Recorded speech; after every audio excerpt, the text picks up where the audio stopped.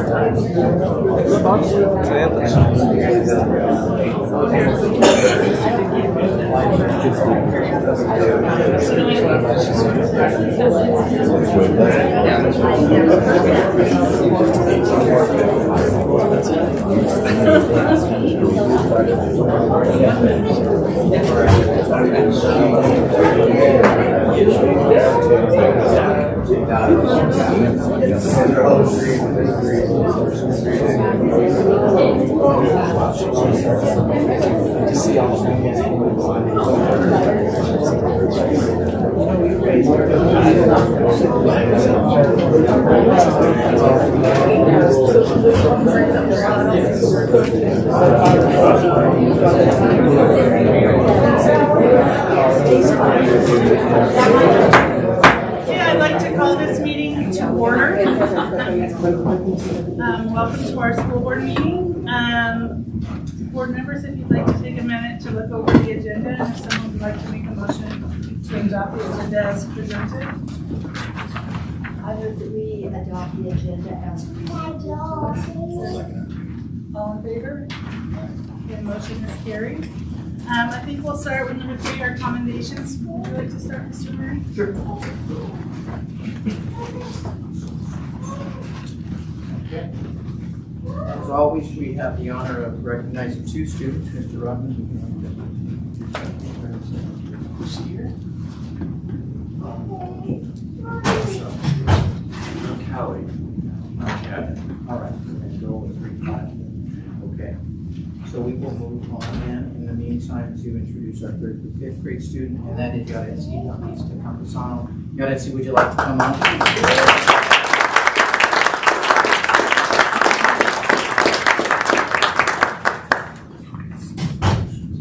Okay. This is what Yaretsi's teachers have to say. Mr. Moore says Yaretsi is a kind and caring student, works hard and really likes being in school. She's a good friend in the classroom and out at recess. I'm happy to have had such a wonderful, thoughtful student in my classroom. Señor Méndez, he apreciado tener a Yaretsi como estudiante en mi clase. Es muy tranquila y trabajadora. Es muy respetuosa, amable y honesta. Gracias por ser un gran ejemplo en clase. Mr. Evans, Yaretsi is a joy to have in music class. She is attentive and interested in our activities and is kind and polite. Her smile lights up our room every music class. And assignments. Yaretsi is quiet, but her actions demonstrate her leadership skills. She is on task and ready to complete any task that is assigned to her. She's helpful and compassionate toward those around her. Thank you, parents, for doing such a great job. Yaretsi Bautista. Son, our student number 9.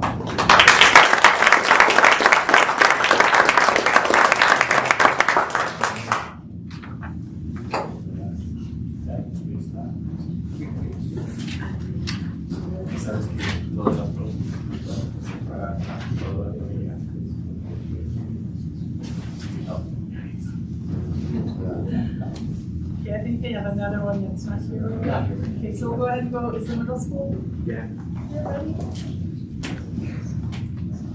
Like this. Introduce our first week. We did 2 this month, even though I'm not supposed to. And our first was Miss Abigail Schulteis.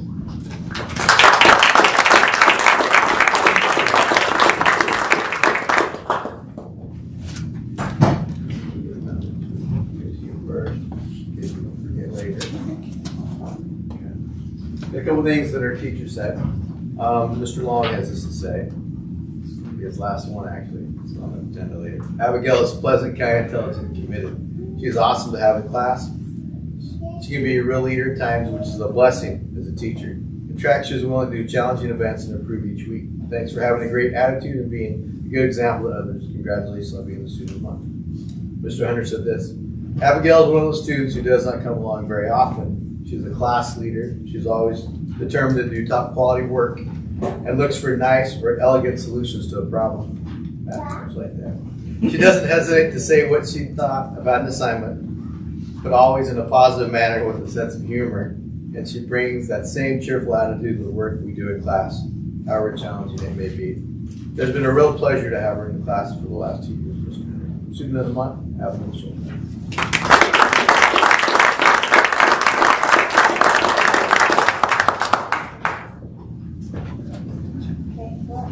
But Jocelyn Mendoza is our other student. Can you read to us about it? Mr. Vickers said that she is always willing to help other students both in the classroom and in the hallway. She's never afraid to answer questions in class even when she gets them wrong. She's kind to everyone, but the thing I love the most is her smile. I know if I ever need a little pick-me-up, I can look at her and she will be smiling, which just makes me happy. She's very deserving of this award, and I look forward to seeing her continue to bless the lives of those around her. Mr. Anderson says she puts great effort into her work. She's very kind. And Dr. Longo says she's inquisitive, kind, and positive. She's a pleasure to help us. Thank you.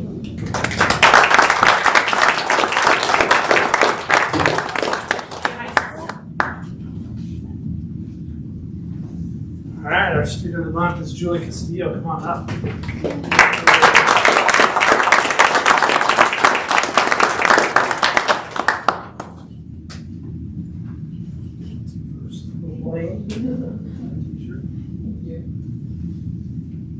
Certificate over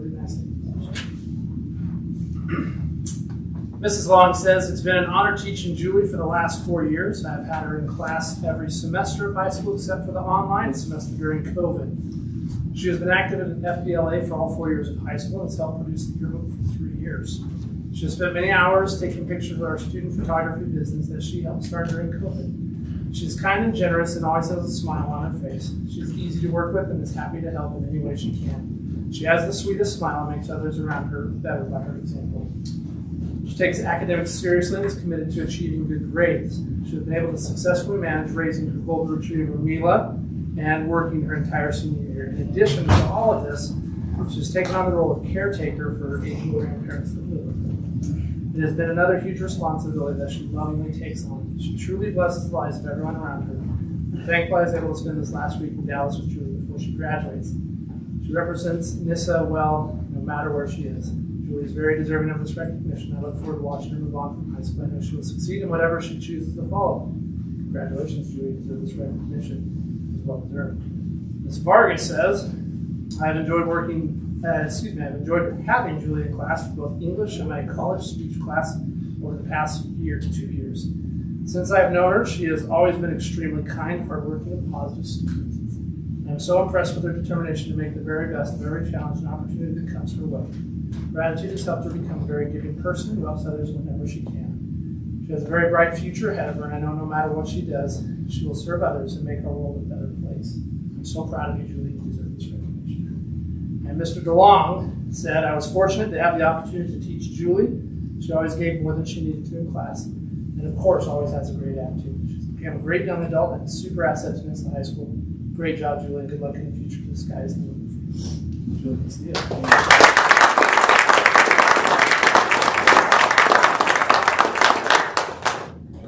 You don't mind ours? Nope, go ahead. All right, our kinder first and second grade students showed up. Callie Beck, come on up.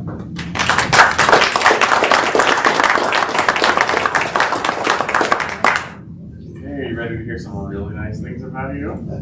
Okay.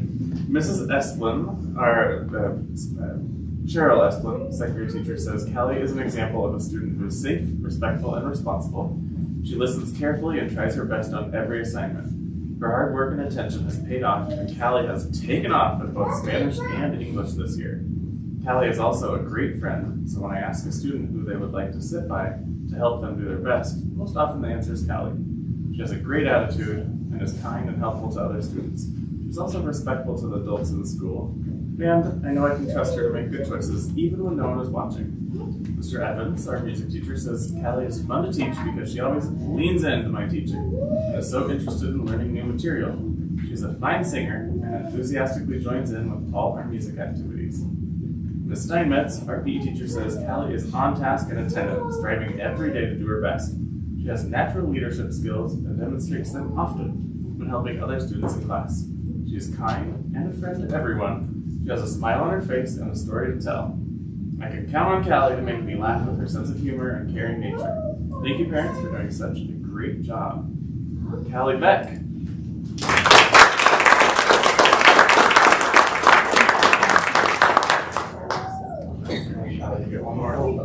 One more Callie. The real pretty one. And también una medalla. Qué lindo, ¿no? Those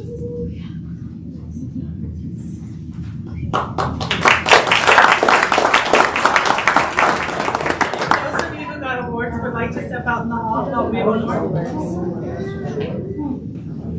I'll come out and take a picture of it.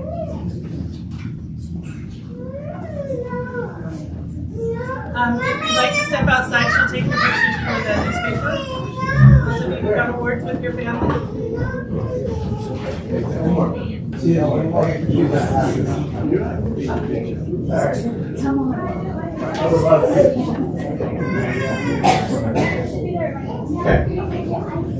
Okay, I screwed up. So Jocelyn did show. Okay, so we already did it once. We'll do it again. Give him a medal. I gotta find your right hand.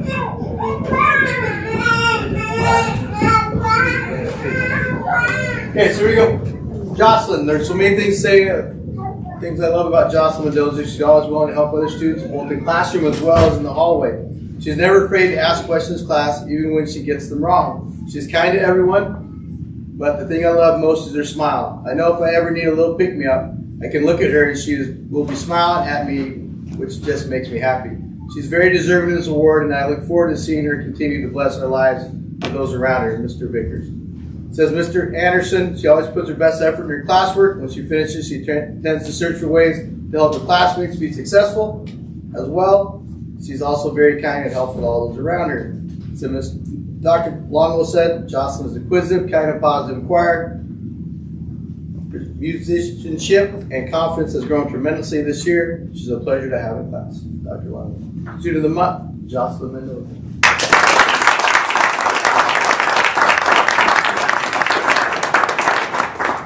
Thank you. Now I think we're going to have some staff recognition for some teachers who may not be here next year, and I think each principal is going to do the role. I'll start with the elementary. I can tell you retirement's great.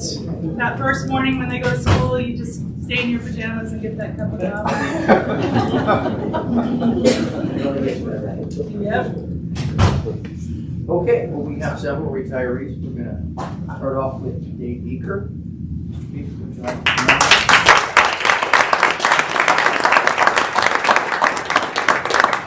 Must be an alphabetical list. Okay. Dave, your many plans and colorful walls make your classroom physically comfortable. Your calm voice and friendly, joking manner make your classroom emotionally comfortable. For many years, you have created a space where hundreds of kids have felt comfortable to grow friendships and grow academically. For decades to come, kids will remember and recount your years with Mr. Beaker.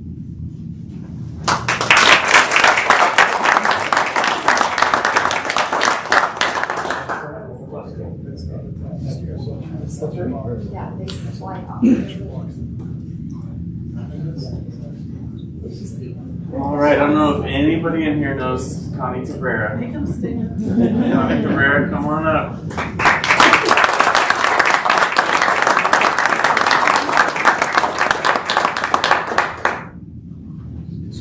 Did you already ask for a raise of hands of who was in Connie's class?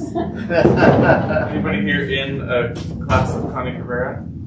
Anybody have a child or a child in Connie Cabrera's class? We're not going to ask about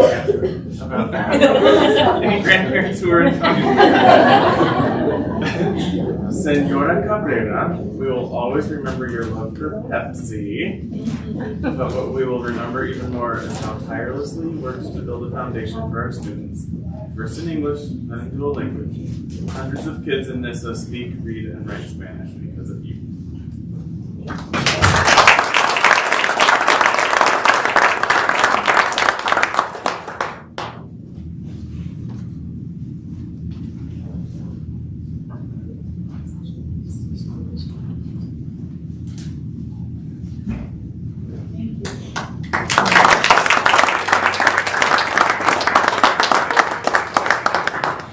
Okay, Alan Evans with it.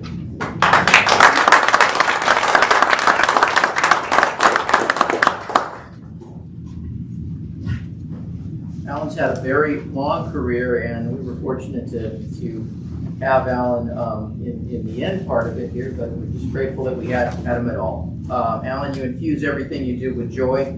You brought a joyful sense of humor to our staff and a love of music to our students.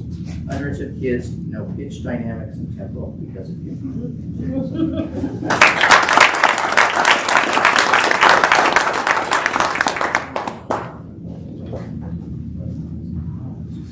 Carol Steinmetz.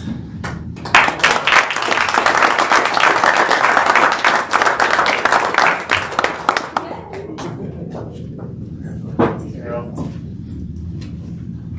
This is an understatement, but our kids love PE. And Carol, you showed kids that their teacher is as active as they are. If you've ever been to PE, Ms. Steinmetz is never just sitting there. They had fun because you had fun. Something great about your teaching is that you didn't just teach kids games and athletic skills.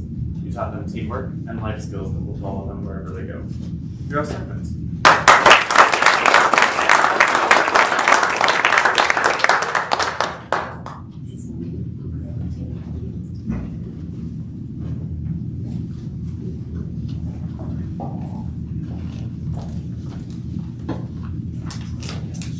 Middle school?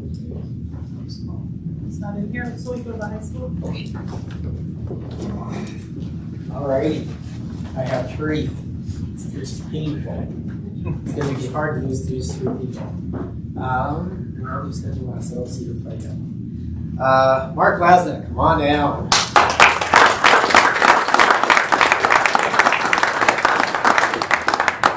So, most of you have heard Mark's impact on students at our basketball games and our football games. He was one of the first things I did when I was hired is to hire Mark. And yeah, one of the two best things I've done. The other was to hire Bobby. But Mark has done an amazing job with our middle school and high school band. Both our concert band and jazz band sound phenomenal.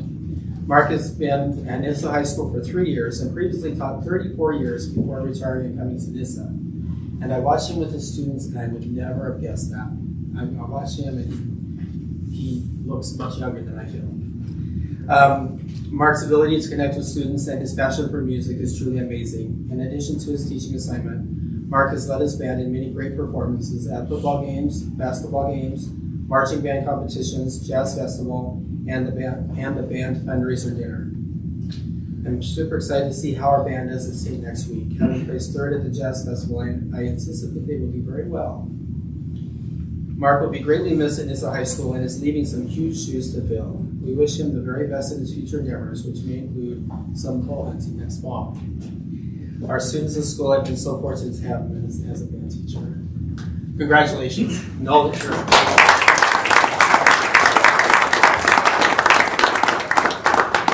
Right here. Yeah. When he was hired, he promised me, so he had 34 and then 3 years, so 37. When he was hired, he promised me 3 to 5 years, and it's been 3 years, so he's a man of his word.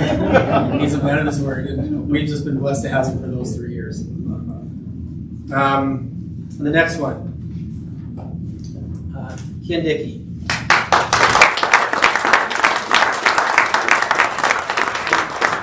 Ken doesn't need an introduction, he's a legend. When I anticipated applying for Nyssa, I talked to the first person from Nyssa, and Kevin Murphy, and he said, when you get there, you look up Ken Dickey, and he will make sure that you're on track. And that has been so true.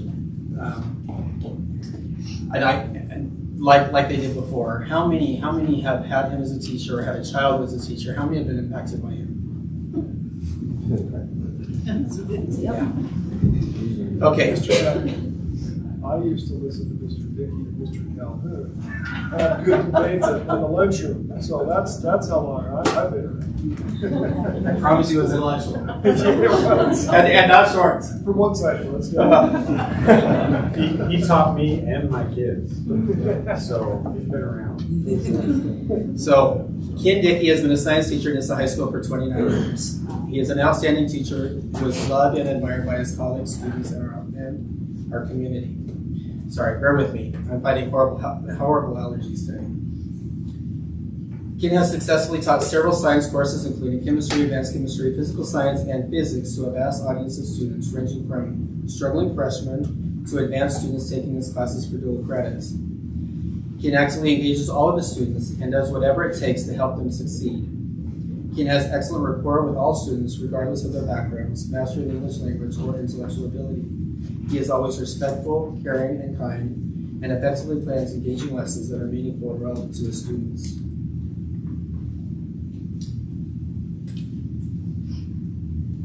His level of thoughtful consideration and vast experience has helped me tremendously as a principal. Ken will be greatly missed at Nyssa High School, and we wish him the very best as he begins his next chapter of his life.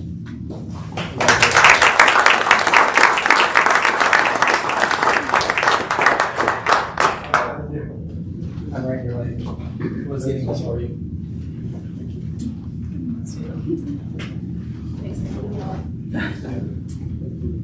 Hey, we wrapped the periodic table goals. Now you're going to start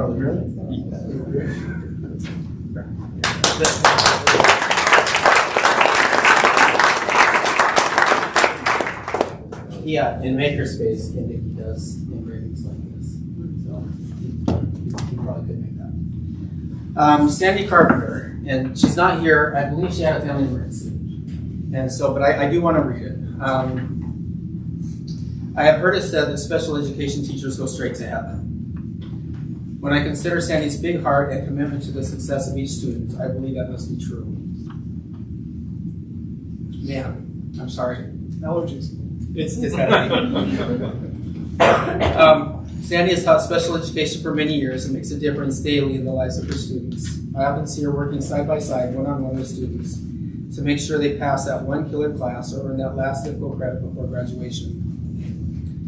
Sandy is caring, kind, a student advocate, and willing to do whatever it takes to help students succeed. As a colleague and team player, Sandy has often combined classes to ensure coverage, accept a huge caseload, or volunteer to work with the most difficult students to ease the burdens of others. Sandy's experience and practical wisdom will make her extremely hard to replace. We wish her the very best in her hard-earned, very well-deserved retirement. That's Sandy Carpenter.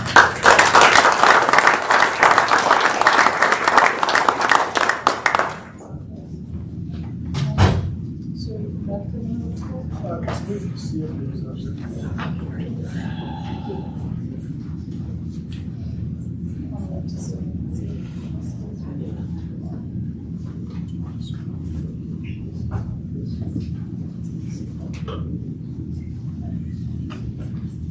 You have time for you to wrap the periodic table?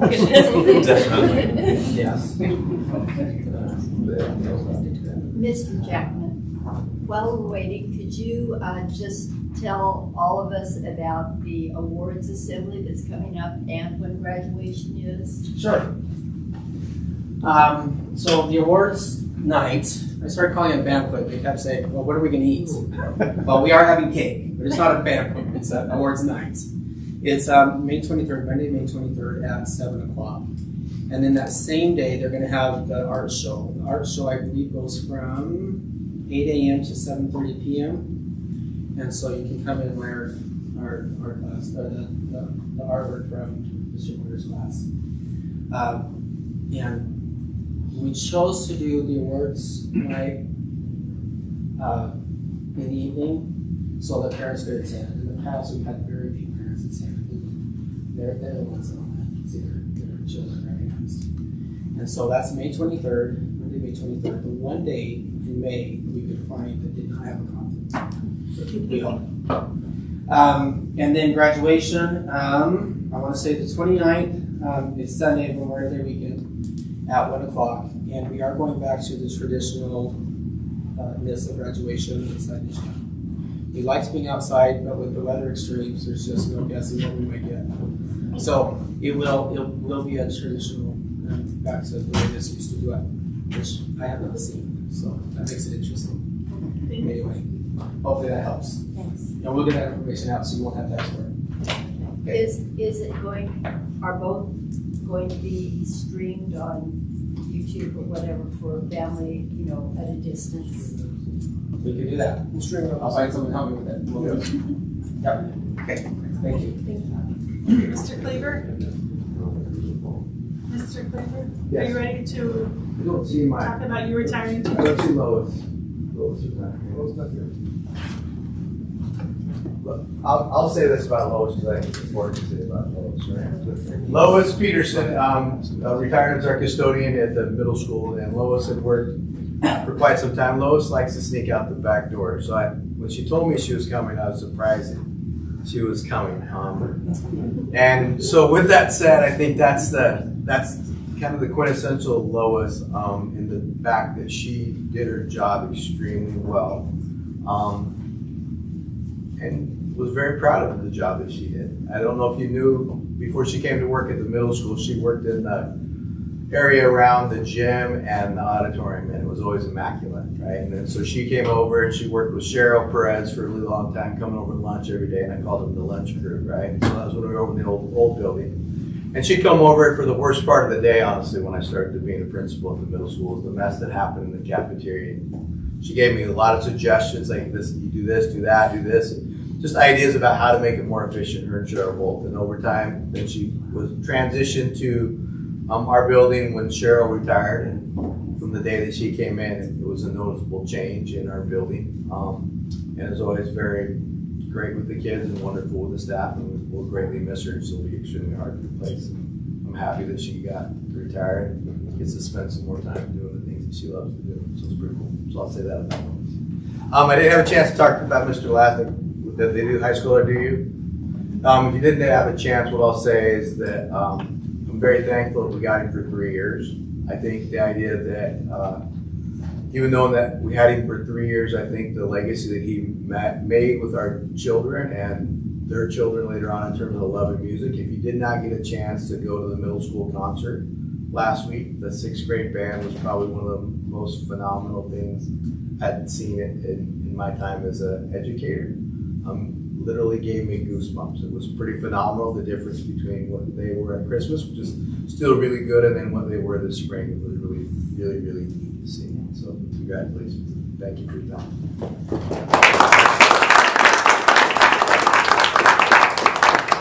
There, we forgot one. There you go. Okay. Got one last retiree to welcome, Mike. See here? There it is, Mike, come on down.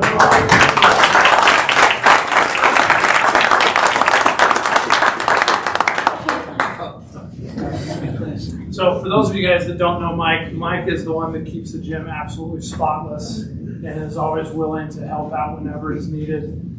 When we had senior night, me and some students and another teacher were kind of planning the laser lights show in our mind and stuff, and we realized we had a problem that we weren't going to be able to do it. And we're just like, man, who are we ever going to get to be able to do this? Because nobody's going to want to miss this show.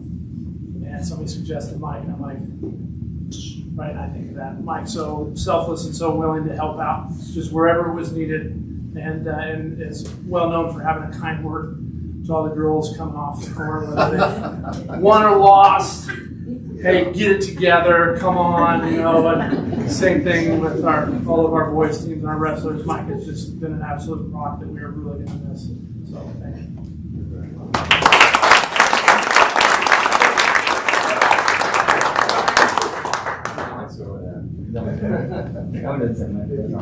No citations. Oh, thank you, guys. She'll appreciate it.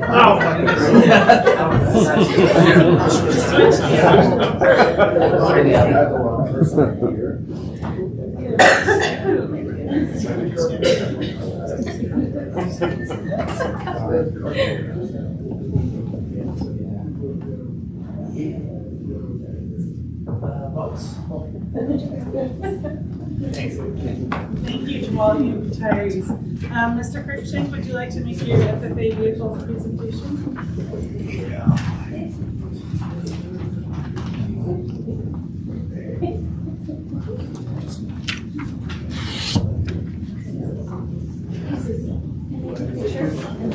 Yeah, the retirees, would you like to go get your pictures taken out in the hall? Thank you all. Really? Yeah. Still around, Mr. Perfect. Our part's over.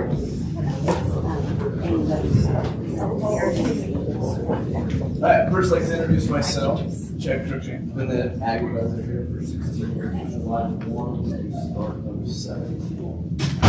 So with that said, you should have a handout in your packet because the presentation does not have lots of photos. So I thought I would spice it up with some photos on kind of what the program's been doing, where we're at. And then on the back, when I get through the presentation, there'll be a part where we actually come to the grant paperwork and the money that we're talking about under the purchase of the vehicle. Looking at the agenda and due to time, I think I'm going to speed up the process. Anybody not know me? Okay. I can give some further details of background as well. So I went into some statistics and demographics about this FFA program. FFA chapter was originally installed in 1939 and has a rich supportive alumni base. FFA chapter involved a variety of events and activities, job interview, dairy judging, and those activities can be pictured on here. County fair, national convention, state convention, farm business management, greenhouse projects. It can be complicated. We got a large population living below the poverty line. Okay? Coming from families.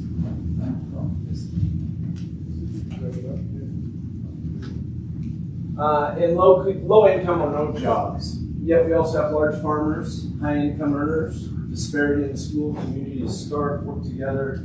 FFA chapter breakdown, those barriers increase involvement and participation of all students.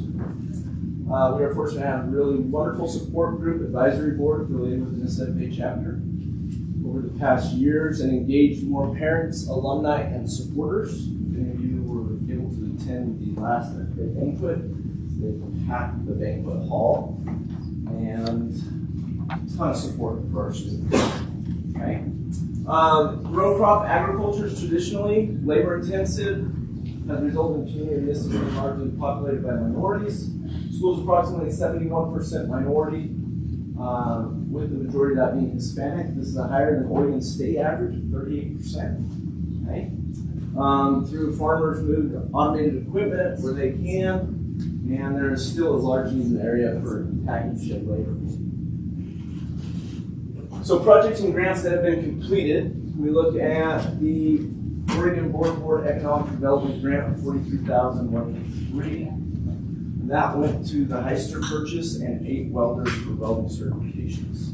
So this money is actually generated by the certifications process through ODE, and because we're a free and reduced lunch, we get a point for those students. The students that are 3-year ag completers, we get a point for those students. And we get to spin the wheel a third time if the students get certifications. So whether it's in Heister forklift training, a private pesticide applicator, welding certification. So that is the purpose behind this grant of these pathways dollars, okay? There's a Living to Serve grant, beautification. We actually filled out a Wilco grant, which is a horse trailer. A couple other grants, and then in 2014 was the Monsanto grant that rebuilt the greenhouse. Before we just had 2 smaller sized greenhouses, and then we were able to build the 30 by 96. So this is the budget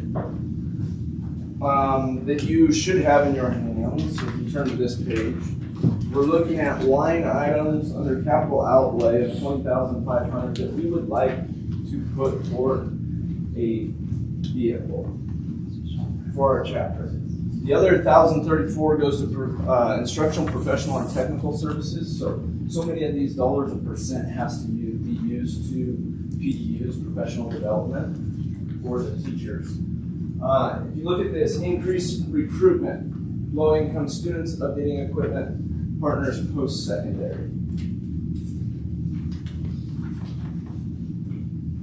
So benefits of why we need it. This is basically 3 implements or trailers, the horse trailer. We also have another livestock trailer and a barbecue that we prepared the meal on the other night at the banquet.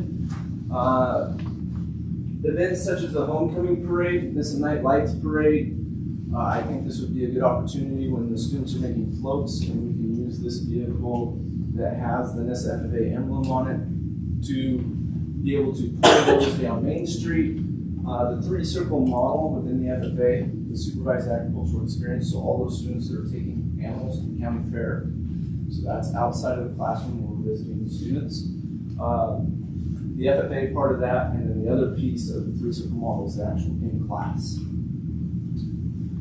Week County Fair, travel to and from Ontario, Nyssa, transport small groups of students, transporting department, coordinating with bus or small bus, shortage of bus drivers, transportation upon return to school, or afternoon routes. So all things that we have come across. And then I have, just for lack of time, I can share this out, but these were some of the questions that come up. Mr. Jackman had me,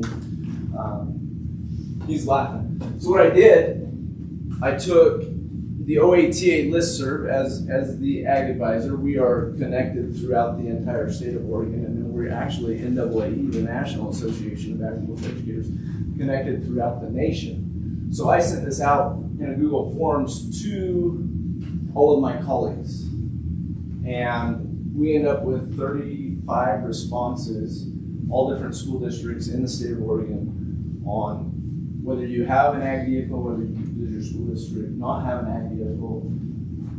And then when Mr. Jackman asked about some further questions, I actually took those individuals in that Google form that said that they actually had an ag program vehicle. And then I pulled data from those 8 schools, and these were some of the pieces that they came up with. Now, interesting enough, we have summer conference this year out of Salem, and I think I'm going to be on the agenda to speak at summer conference on behalf of the data that we received for a vehicle, because other schools, as they're seeing this, and ag advisors are like, hey, make sure we get this information. We would like to share it with our school districts. So at this point, I'm going to open it up with questions, but I can share some of those questions that Mr. Jackman sent, and we can go through those.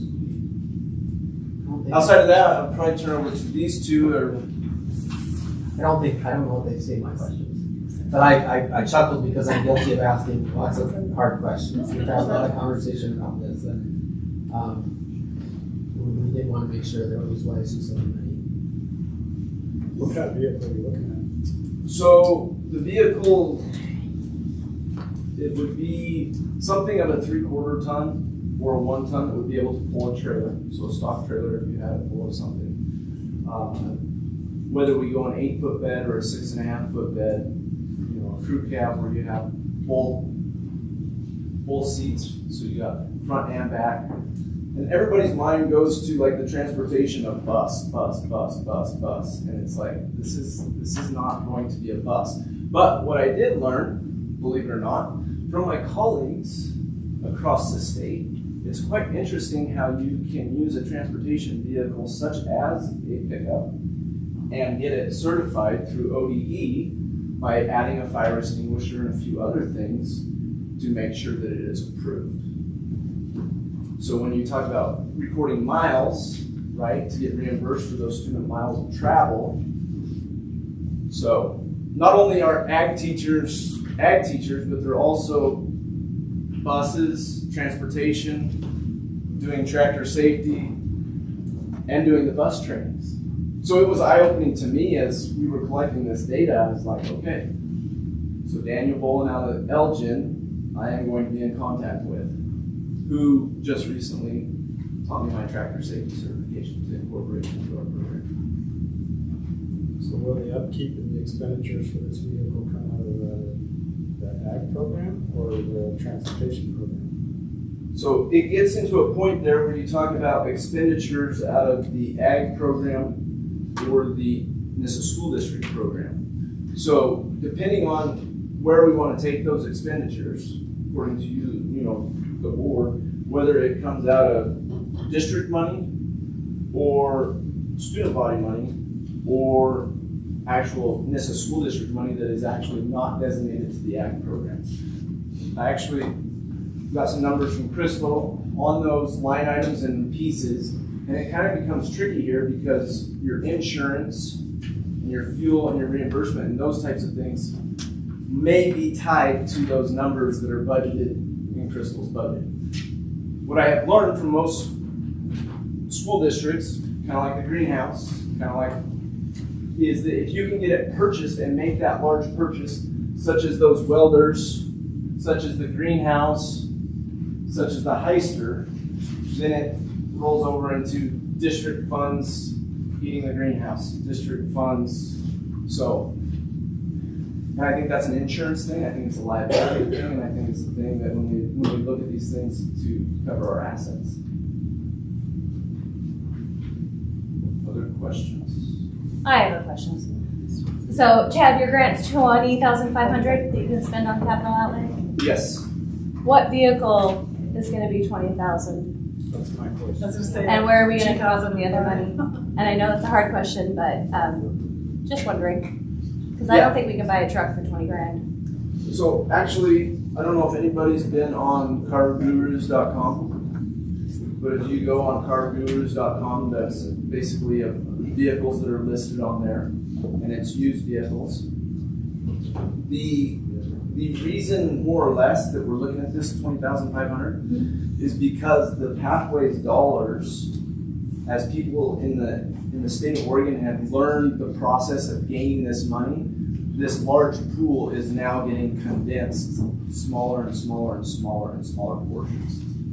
So what was $45,000 when this thing first started, mid-20s, now we're down to $20,500, and each time it's going to become less and less because more ag teachers are being hired in the state of Oregon, so more students are coming through the program, more CTE programs are being developed. So to answer your question is, let me go to work. Let me see what I can do. And then fit within this $20,500. I know we have until next fiscal year to spend this money. Would you maybe combine it with your Pathways grant for this coming fiscal year? Is that an idea? Well, my idea, honestly, in the grand scheme of things, is the Measure 98 dollars. And when I think of Measure 98 dollars, that's where a lot of these other school districts have pulled that money from. And I know there's a large pool of money for Measure 98, but when we take that pie graph and break it down on percentage of where those funds are going in the CTE world of things, I don't know what is available and what could potentially be available, but I do know kind of where we sit on that end of things. And if that was something that you wanted, I could pull that data, on the Measure 98 dollars. The Measure 98 goes to a lot of salaries. As the cost of those salaries have rolled up, it's at the limit for those Agent 98s. In future years, it's not going to cover all this stuff. And so we're having less and less of that money spent on new equipment and other items. And that's the expert right there. Did I summarize that okay? Okay. So that it really the pathways is Chad explained it a little bit. The pathway money is generated by the program. They get so much money for each student that is considered a completer, meaning that they have moved through the pathway, they've completed 3 classes. And then they get money for each certification that they get. Well, whether it's a welding certification, whether it's spraying certification, whether you have a whole bunch of them, I'm not thinking of right now, but with AI, yes. work quality assurance, and all this stuff's on OD's website. I actually had it, but it's So- like, where do I know the one in here? So Our ag program generates through pathways money, but they're the largest. They get the largest portion of it because Chad's really good at getting those kids certified for many things. it was 2016, and Mrs. Iverson, Dr. Iverson, put me on a TOSA, teacher on special assignment. So in that semester, I worked directly with ODE and Dr. Garner, and went out and solicited and got these letters of support from industry recognized people on how we can support this pathways money, because not every student is college bound, but we're looking at high wage, high demand. So these students that may not be college bound can go out and make $20 an hour on something that they would be working on. Now, this was prior to inflation. Now inflation, I don't know what the money would be. It's just awesome when manufacturers, welders are like, hey, we want to know your next list of students coming out certified so we can look at them for welding. Hey, we need, I mean, I can go on and on about stories, but a student that was just not going to do the Heister driving, and then they write you a thank you in a graduation, and they said, you'll never guess what I'm doing right now. I'm driving forklift for Peterson Farms. It was true. I guarantee you. I saw him ask me. Yeah. So. And there's a tradition of excellence in our ag program. And so sometimes we don't give them the accolades they deserve. Another student, this guy, he got expelled his freshman year. He wasn't looking good to graduate. He got connected with welding. His goal was to become a welder. He was hired at the end of his junior year as a welder, working full time, and is going to graduate here in 2 days. I wasn't going to mention names for confidentiality, but it's a success story. It's one of many, many success stories. We know that if a student has that key adults, if they have positive peers, if they've got that favorite class, and that sports activity, we know that combination keeps kids in school, and that's what Major 98 gives us that money. They know this works. They know our CT programs that provide those 4 things to keep our kids in school. When I did some research, I talked to Jerry Peacock, who oversees the Pathway Grant. He said it is a valid use for the grants.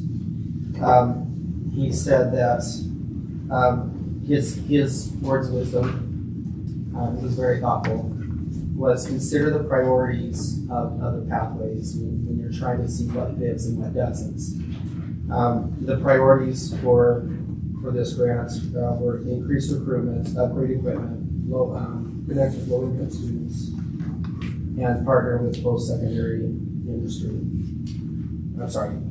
Partner with post-secondary options like college, trade schools, industry.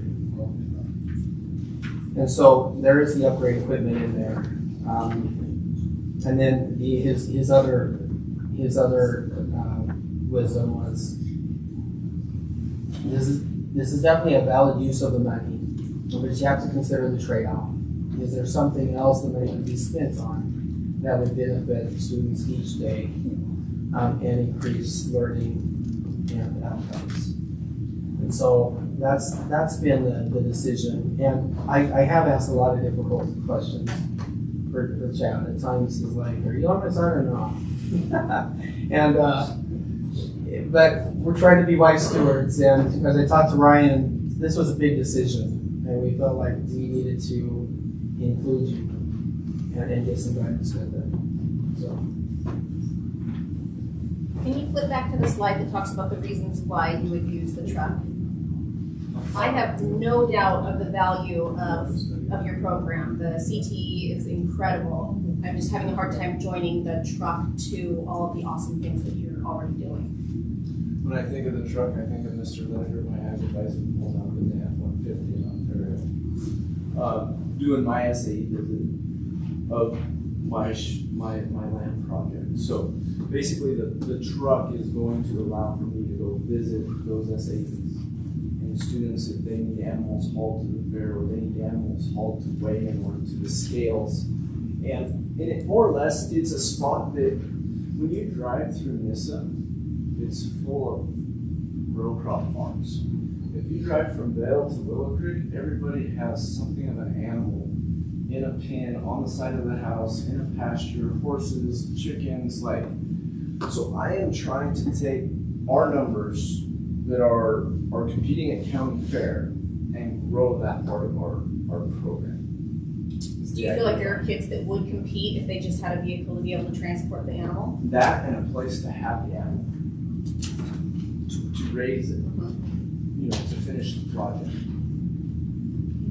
But with as many kids as we have at county fair, yeah, I mean, you're busy. And I just running the bus down the ditch banks and stuff. Every time I go back to the transportation department, they're like, I just feel terrible because they're like, I mean, they use like the arm roll and the cleaning stuff, and it sticks to it, and it's just like,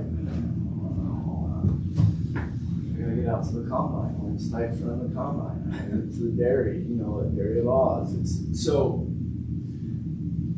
And when I pulled those 35 responses across the state, there's a higher percentage of programs that actually have them than that don't have them. So, and it sounds like there's going to be, with this information and the data we're pulling that I'll probably share at summer conference, it would be interesting if those numbers actually go up. You know, they're talking about a 25-year investment for vehicles here and the way to go. So. Question? I do. You just talked about hauling animals for weigh-in and that. So the fair starts what? You weigh in April? When do you weigh in? Initial weigh-ins, depending on what species you have. Steers weigh in February, pigs in April, sheep and goats May. And you're done when? August 1st. Okay, so First then. well, the Saturday in August when they sell. Okay, so you're using it basically for that purpose from February to August. It could potentially be year-round. For weigh-ins? If you want to look at that piece of it, yes, that's what that would be used for at that. Okay, I'm just trying to figure this out because you just mentioned a parade, this and that.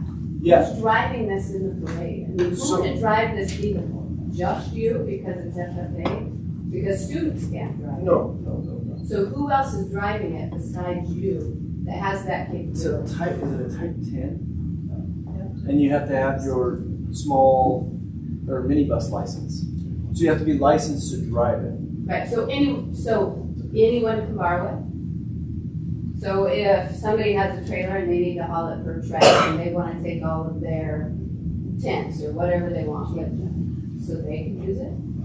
Or is it just for ag purposes? The idea behind that is we're using ag dollars, FFA, our program's money in order to purchase those, that it would be an ag-based vehicle, is the idea, the intent. So just like we have a shop full of welders, not... Right, well, I'm just asking. Yeah, not the track coaches coming Because in to to me, use the welder to weld. Just sitting here, it sounds like it's a personal vehicle for you to have for the ag program. And I could be completely wrong. But that's what it sounds like. Here it is, we're gonna put gas in it, we're gonna supply you a vehicle, we're gonna put gas in it, we're gonna insure it, and it's yours, and you get to use it. It's not mine, But- it's the program's. Technically, yeah, but you're the certified person to drive it, because your kids can't drive it. Who else is in your program that would drive it besides you? Right. I guess that's what I'm Yeah, asking. and some of these, Because it seems like have partnered like something that with is basically construction. for you to use. I could be completely wrong, I'm just trying to figure this out.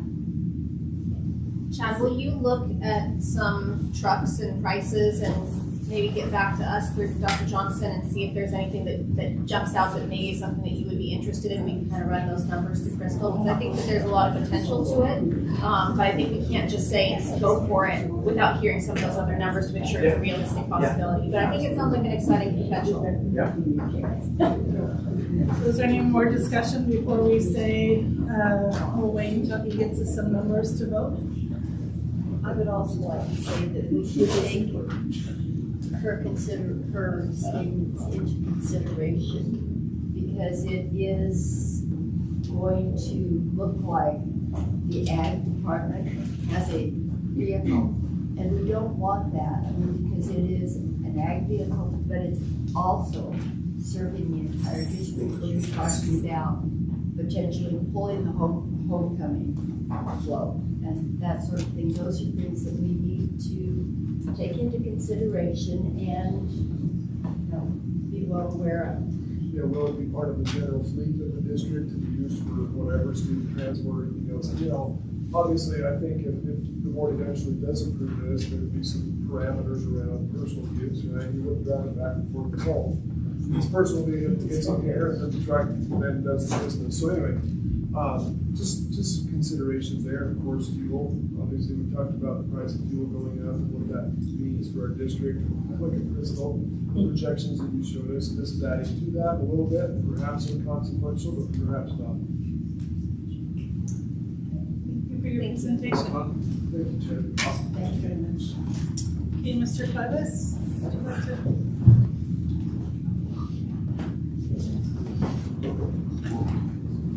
Do I go stand over there or here? Yeah, wherever you'd like. All right. So, my name's Joaquin Cuevas. I'm here to talk about the meeting we had last, was it Thursday? At the middle school. It was about the migrant program having done unethical things, or the documents were submitted incorrectly. As a migrant myself, and being able, and my kids, my parents, everybody that involved, I saw this as a very personal thing. Normally, I don't get too involved with school politics or anything that has to do with this. Take my kids to sports and do a lot of things with them, and I'm very involved in that situation.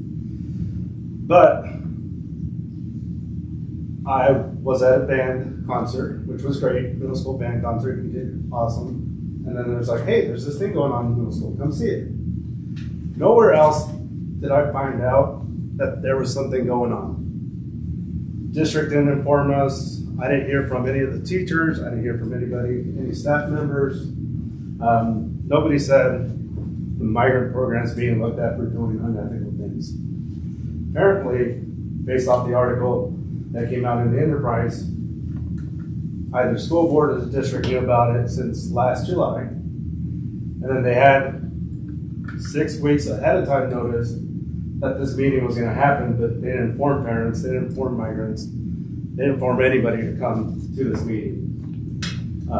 So one thing is, how do we get better about that as a school board, as a district, as staff members? Because this affects all of the communities. It affects everybody's workers, everybody that's here, families, members. So that's one of my questions. Why did we not know about it, and how can you guys do better as a district, as staff members, to get that information out to parents? Talking to the people that held the meeting for the Oregon Department of Education, they were there. They informed me that DOJ is involved. So, which means the Department of Justice is involved. There's going to be possibly something happening to either parents or the person that filled out the forms here at the school, or somebody at the state level, because there's repercussions for filling out these forms incorrectly. The school gets a lot of money from the migrant program. We use it for all different types and forms. But as a parent, I don't want to see other parents being hauled away because they're illegal immigrants here, or they're migrants, and then their status is going to be looked at. As a community, as the school board, as the district, as staff members for these students, are any of you prepared for that? To help out family members because of what we opened them up to and what we caused to them. We as a community, not we as myself, I didn't do any of that, but us as a community. How is the district ready to support and help those families? Or are we? Have we ever thought about that? So that would be the other thing. I don't know if any of you could shed any light to this or help out with those questions that I have. Do you have any more? Not at the moment, I do not. Because I'd like to address those. I didn't want to interrupt you. If Yep, you have, go ahead. Go ahead later. Mr. Fuentes is here. He's the supervisor of the migrant program. And I think I can answer some of those, and I certainly would love to have your help me among some others. As far as the Department of Justice, I called Cole Field, who is the director of the State Department of Education in Oregon. He is the governor by statute is the state school superintendent. He is the second in command. He really is over the Department of Ed. And I spoke with him about your question because I thought it was a really good one about the Department of Justice. When ODE comes and tells us that our migrant program is under review or conducting re-interviews or an audit or under investigation, some might say. And I don't know, I didn't read the Valley Enterprise article to know what words were used about that. But I asked him about the Department of Justice and what the purpose of them being involved in, because a lot of our families are concerned about their migrant status or their citizenship status or non-citizenship status until they be picked up or removed.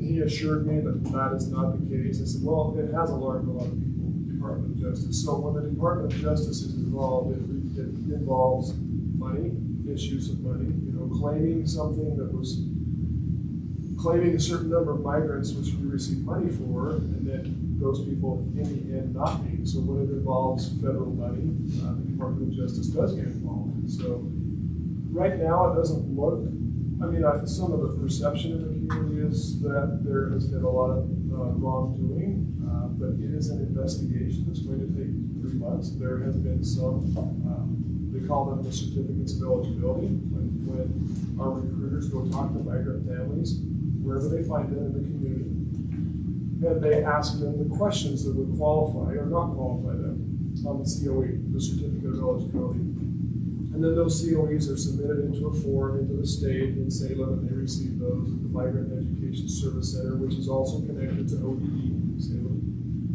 But they're separate locations. So, we're looking at that. The DOJ, we're trying to reassure our families, come speak to the people. This is an investigation regarding the COEs. It's not an investigation regarding your citizenship status.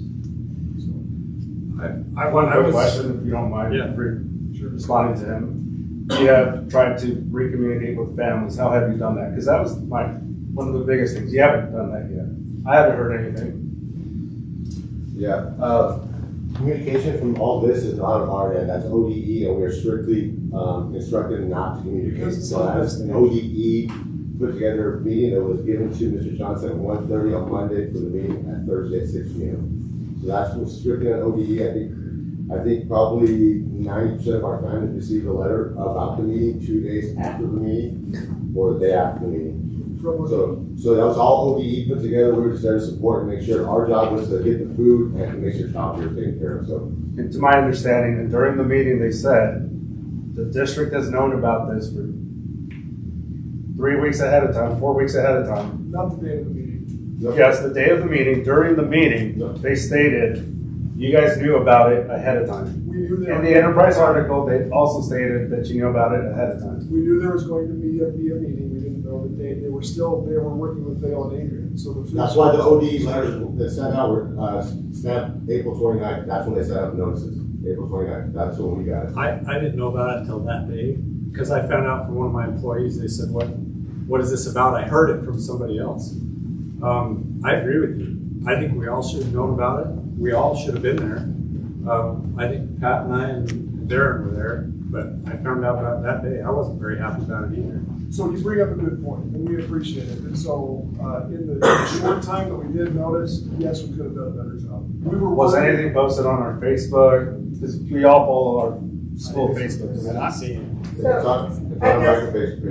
I guess the concern is, you, as a district, as a program, have these 512 COEs or 512 families. Why did no one from the program call each one of those families and say, hey, we have this meeting, it is very important, instead of having a meeting with maybe 15 families there?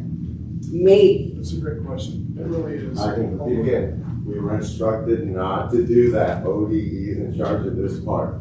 Their ODE is conducting the audit or the re-interview process, and so we were trying to figure out how. So what was the reason for the meeting that you guys held in your building, in a building we own? To reassure parents. To What parents that were notified? Right. So. If anything, it caused more concern because they didn't know. Right. Mr. Cuevas? Yes. I did speak to the people from ODE and I did ask them why we had not gotten prior notification. And they did not have an answer for me. See, and the answer I had was the district knew about it. So they're trying to ahead of blame time. us, and we're trying to say, we didn't know about it just a few days in advance. And then we were wondering exactly what is our role? Because they're telling us, do communicate, don't communicate. At one time they're saying yes, at other times they're saying no, because it's an investigation, right? So we're trying to say, how much do you want us involved? We can notify the families if you want us to. So anyway, there was some confusion there. Yeah, I You bring definitely. up a good point. Yes, we always try to notify better, and I will be the first to admit that I can be better at that personally.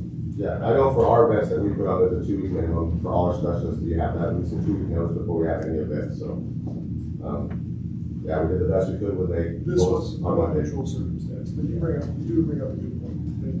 And I'd also like you to know, and our patrons, that I did invite ODE and the federal investigators who were there.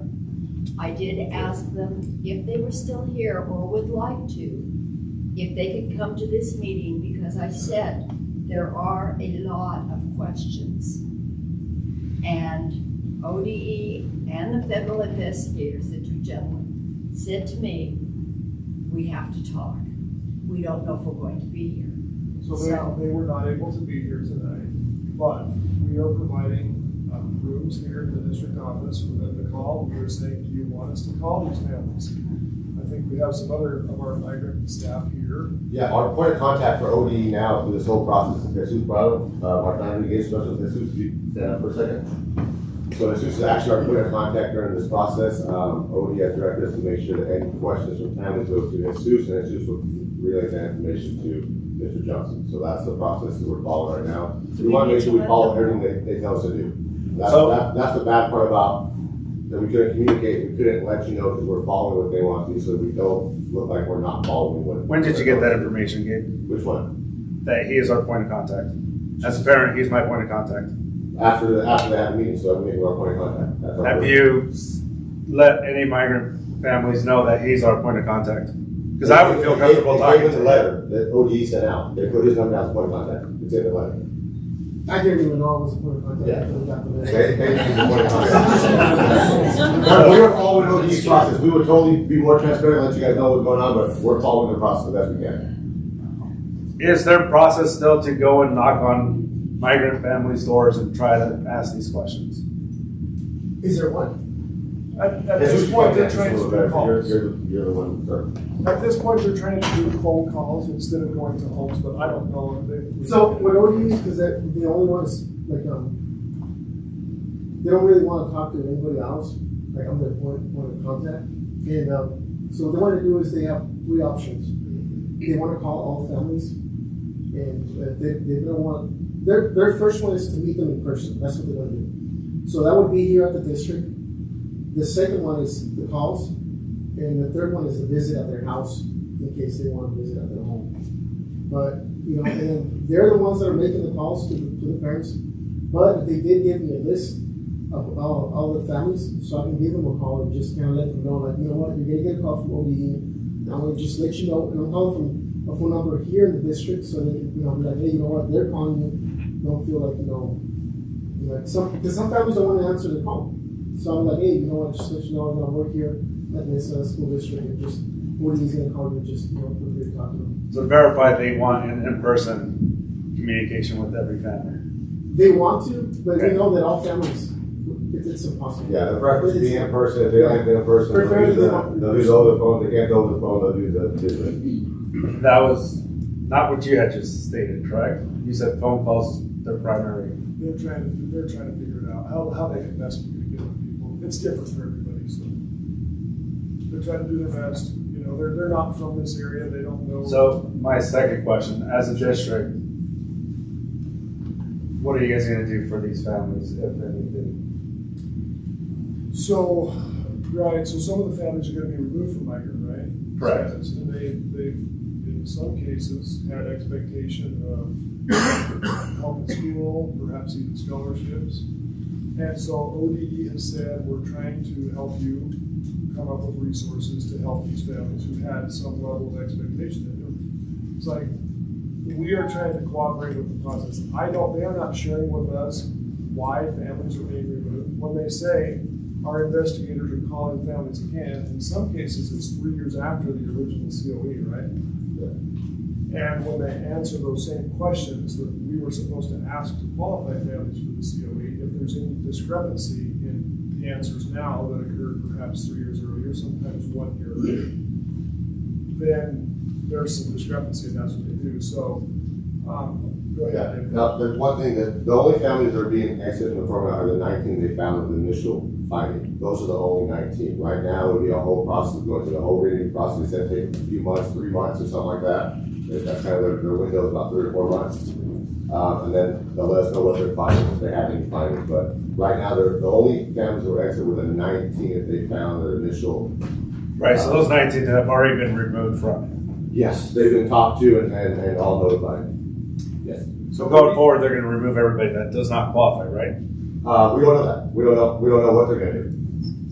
We don't know. And so what ODE is saying is we are going to look for help to districts to help take care of these families that are now removed. So yeah, and the one thing ODE is really, they want to work with us. They want to make sure the families are, if they are eligible, let's make sure we do a re-interview action. We call them so that they don't lose services. And during our meetings with ODE, they did mention that anybody that did lose any like summer school services or something like that they would find a way to make sure that they still have the services. So, but we don't know what that is yet. They said we're going to help you, but we don't know what help they're going to provide. So, okay.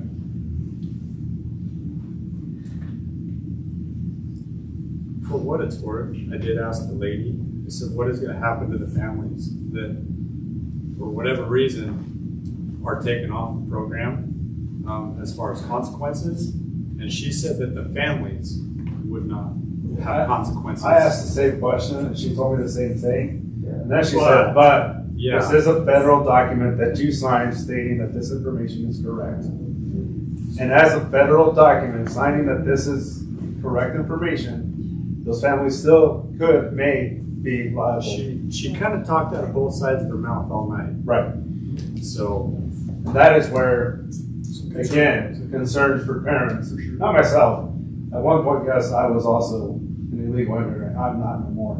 But I've been in those shoes. I've been through that process. So for the communities, for other people involved in this situation, that is a concern. I know a lot of you have family members, maybe not family members, but friends, your kids have friends that are going to be affected by this. Because that is a legal document that they signed according to the ODE people that came in for this.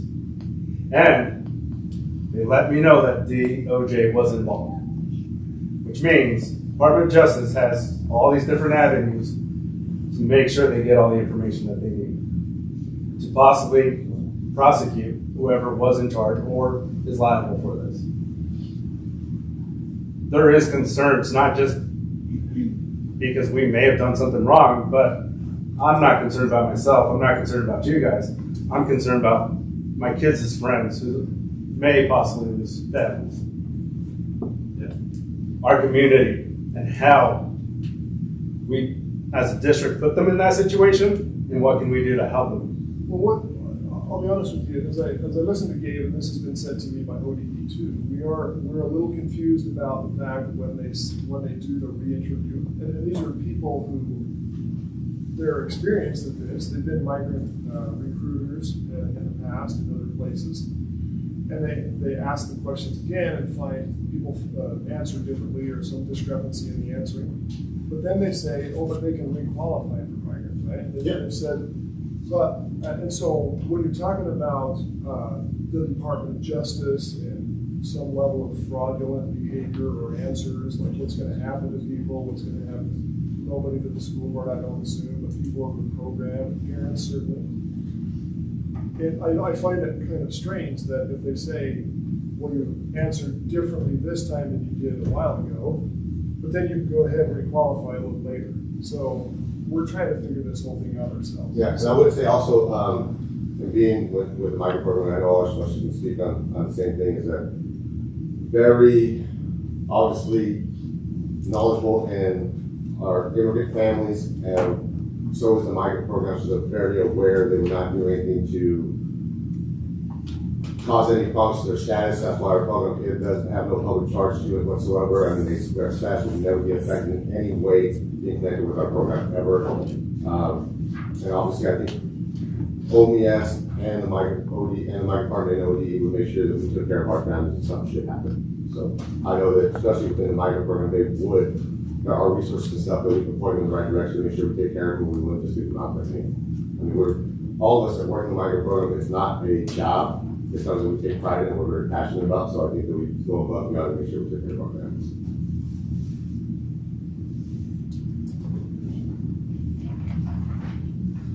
So, as, let's say something did happen, I believe migrant, or the immigration ICE has been to this city before.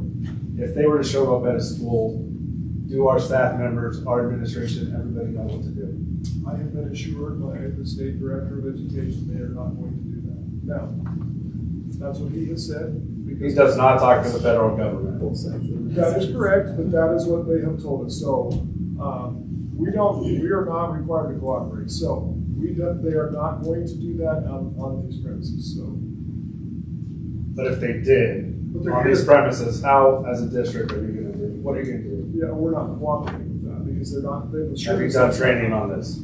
Or is this the first time you say we're not cooperating? Well, we haven't done training on this. Okay. Have you told any other staff member to not cooperate? No, not yet, because we're trying to figure out, they just recently told us this after you had asked your question, like, what is going to happen to these families? I think the question was, is it going to affect their immigration status, therefore? Before me saying I was going to speak at this meeting, did you proactively do anything? That's not something that we typically train, because it doesn't happen here, not on the school property.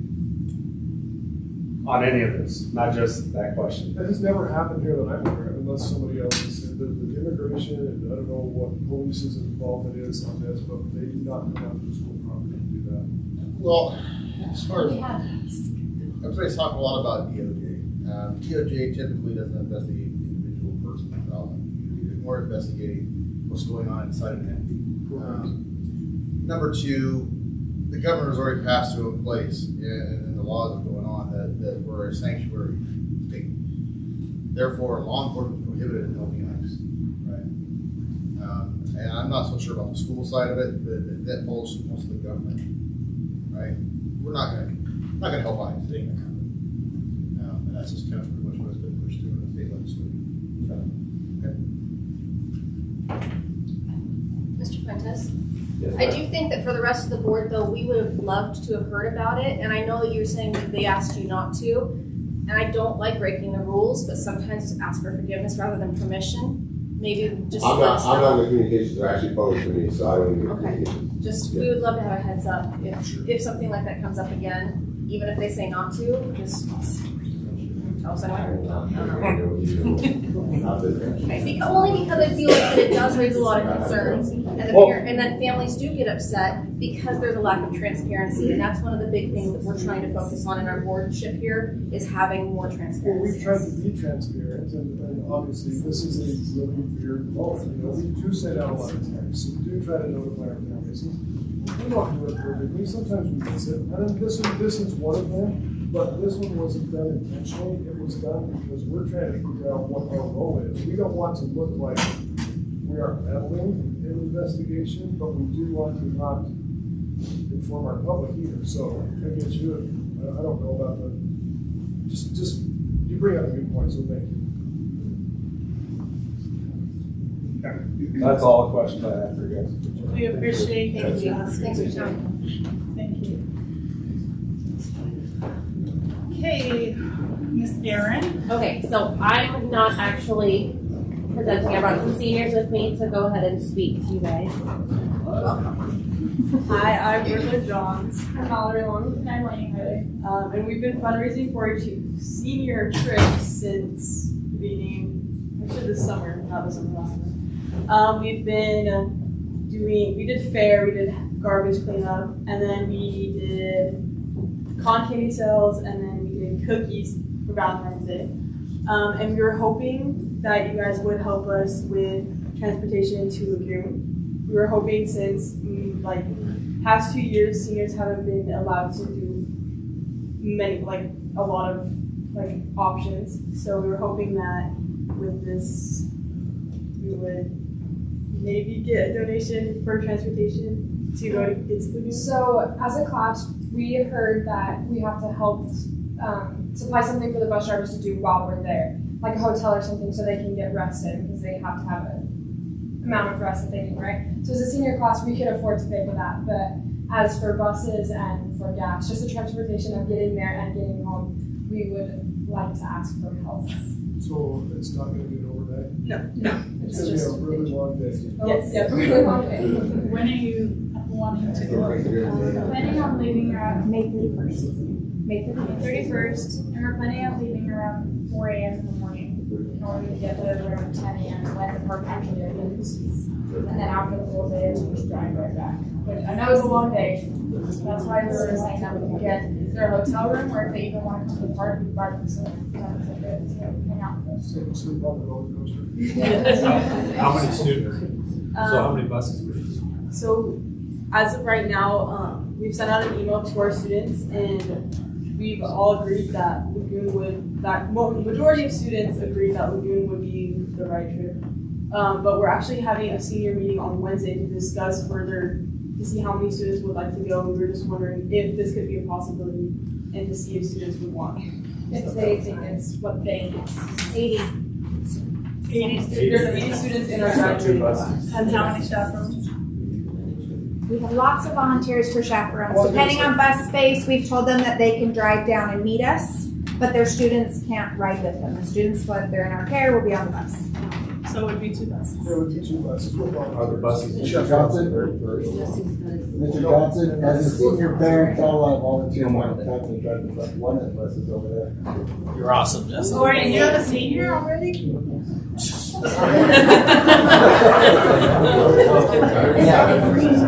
So we have one volunteer bus driver that wouldn't be paid. And I don't know how it works with their time. I know they can only be on the road a certain amount of time, so I don't know if you need more than 2 drivers per bus or not. I haven't figured all that. I think it's just one. They just need the time. Did you have a question, Mr. Jackson? Just a couple comments. So our senior, a small group of them have done a lot of work, and they do have substantial money to do the trip. They have sufficient for Lagoon and for the transportation. And then I wanted to clarify, I'm actually working with Phil Torres to get an answer about buses and everything else. The logic is after the school year, so they don't have to worry about routes, and it should work. However, we might have to work on Memorial Day. But the other question, a lot of times they take 2 drivers and have to alternate. At times they have to have a motel during the day for the drivers to sleep so that they can meet the legal requirements to drive back safely. And so working there, but there are a couple different questions just to clarify. In my mind, I'm like, okay, they've already graduated, the parents are giving this trip, is this a community group or is this a school group? And as I clarified with Ryan before the meeting, yeah, it's considered a school event when we're using our buses and everything else. And so there's actually two questions. First, we have approval for students to travel outside the state like we have done for FBLA and FFA. So there's the approval. And then the second part is they're asking for it to be a partnership with us providing the buses. And I would recommend both. They've done the work and there's enough parents involved that can make it happen. And then it'd be great if we could help with the bus. We'll have to clarify whether or not that's out of transportation budget or if that's out of some of the money that's earned or general supervisement, whatever. Mr. Jackman, I think what they're asking is the district help with the buses. Yeah. And the fuel, because they have the money for. But the other question is, do you have approval for the trip? Now that I've clarified with Ryan that it is considered a school trip. It's a school trip, does he get an approval as well? It's a field trip. It's education. Because you have to. It has to be education. They have to prove that they're. I'll talk to him about the Wasatch Front. Learn about the law. Right on it. You get reimbursed on that. Different levels of the lake. So that So I think first we need to vote on whether to let them go or not, and then second on whether or not to provide the buses. Is that correct? That's what I was trying to say. Thank you. Are there any more questions? So we're talking 4 bus drivers and fuel. And the use of the bus itself. Yeah, 2 bus drivers, it might be 4. I don't know what the time requirements are. Jesse, does it need 2 bus drivers per bus? You get them a hotel room in the middle. So 2 bus drivers. 2 bus drivers. 1 actually. Well, you can't volunteer. Okay, so would someone like to make a motion to approve this trip? Hold on, There's a couple of students with special needs that are seniors, so we probably also have to pay for the Just another expensive.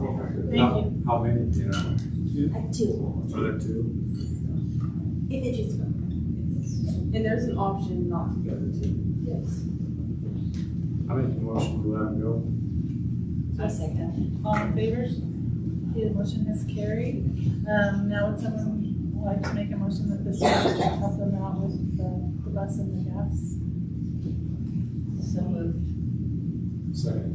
All in favor? Have fun. Even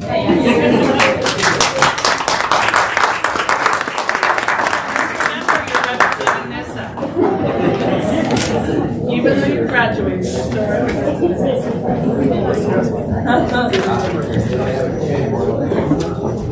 Okay, now we'll have the superintendent's report. Thank you all for coming.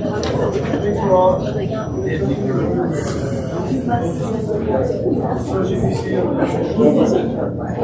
are basically round 1 of the last part. So that's actually pretty good this time of year. So we're holding steady on 1,190 students in the district.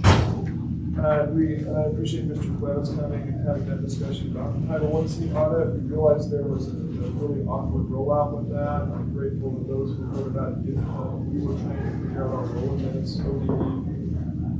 I don't want to throw them under the bus, but I kind of feel like they did to us. So we're trying to figure out, we want to work with them. We want to cooperate. We don't want to look like we're hiding anything because, to my knowledge, we don't have anything to hide. It is a little concerning, obviously, for the families who lose services, who are expecting services, and you're working with ODE and trying to figure out how to. On the one hand, they've said they can requalify. Well, if you're disqualified at one day, can they requalify the next? We don't know that answer yet. And then the other answer we don't know is how to provide services for them if they don't requalify. So that is a concern for some of our students, especially those who are late in their high school career, expecting perhaps scholarships, migrant opportunities there. And then any financial impact to the district. They've informed me that to my knowledge, they said they're going back to 2016 to check on these because here we are in 2022, 6 years ago, right? To find out eligibility. So financial impact to us, initially we thought would not come out of general fund, but we were assured that it will come out of our general fund, anything that needs to be paid back. Of course, Mr. Clemens brought up a big concern by a lot of families when the Department of Justice is involved. First, his question was, what about immigration, people's status, whether they're worried about, do I cooperate with these people, who are they, what are they really running on, right? So there's a big concern with that.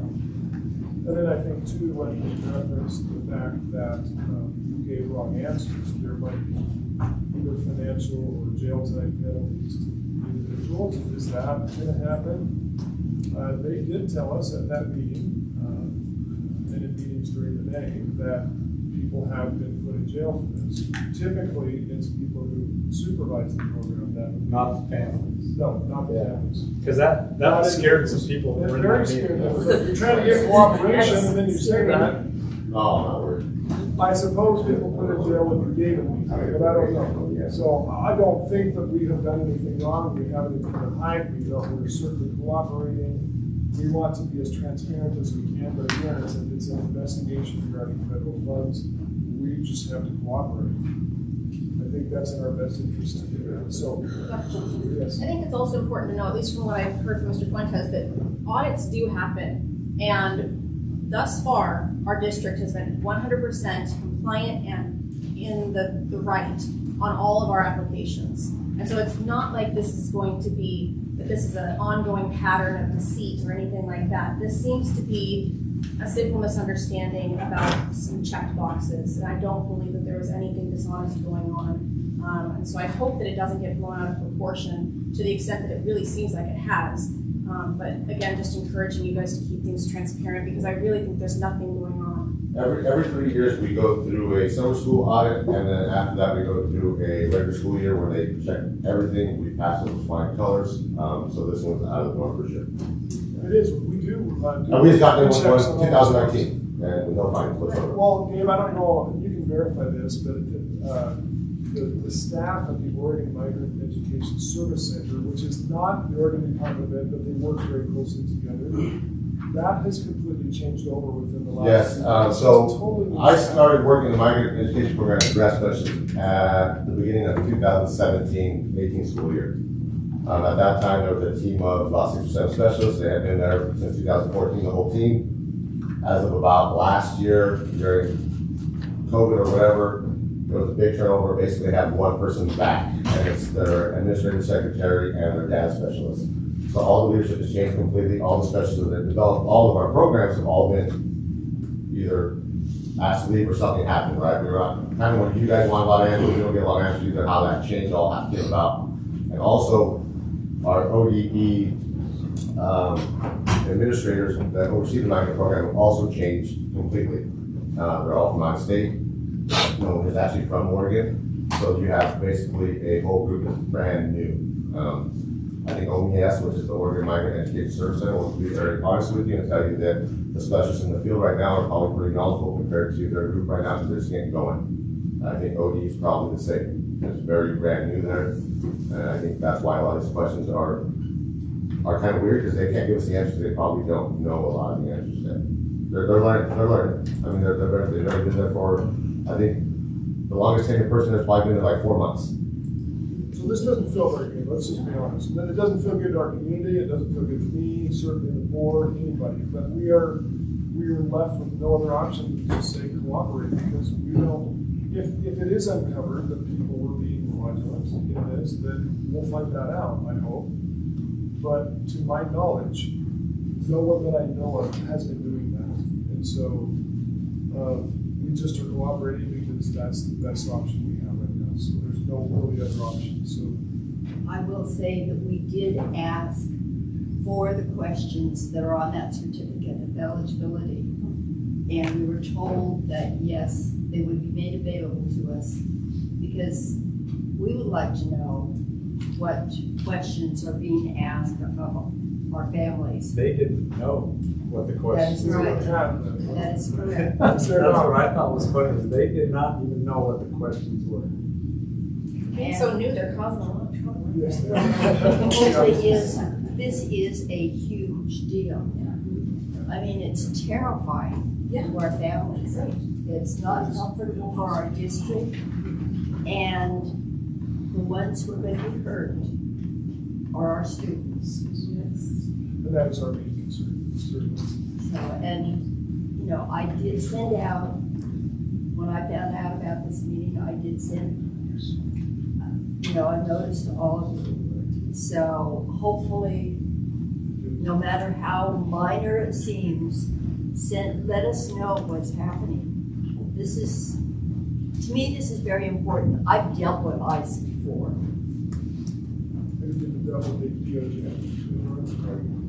I don't want to, but I will tell you, one of the gentlemen was from Berlin, where I grew up.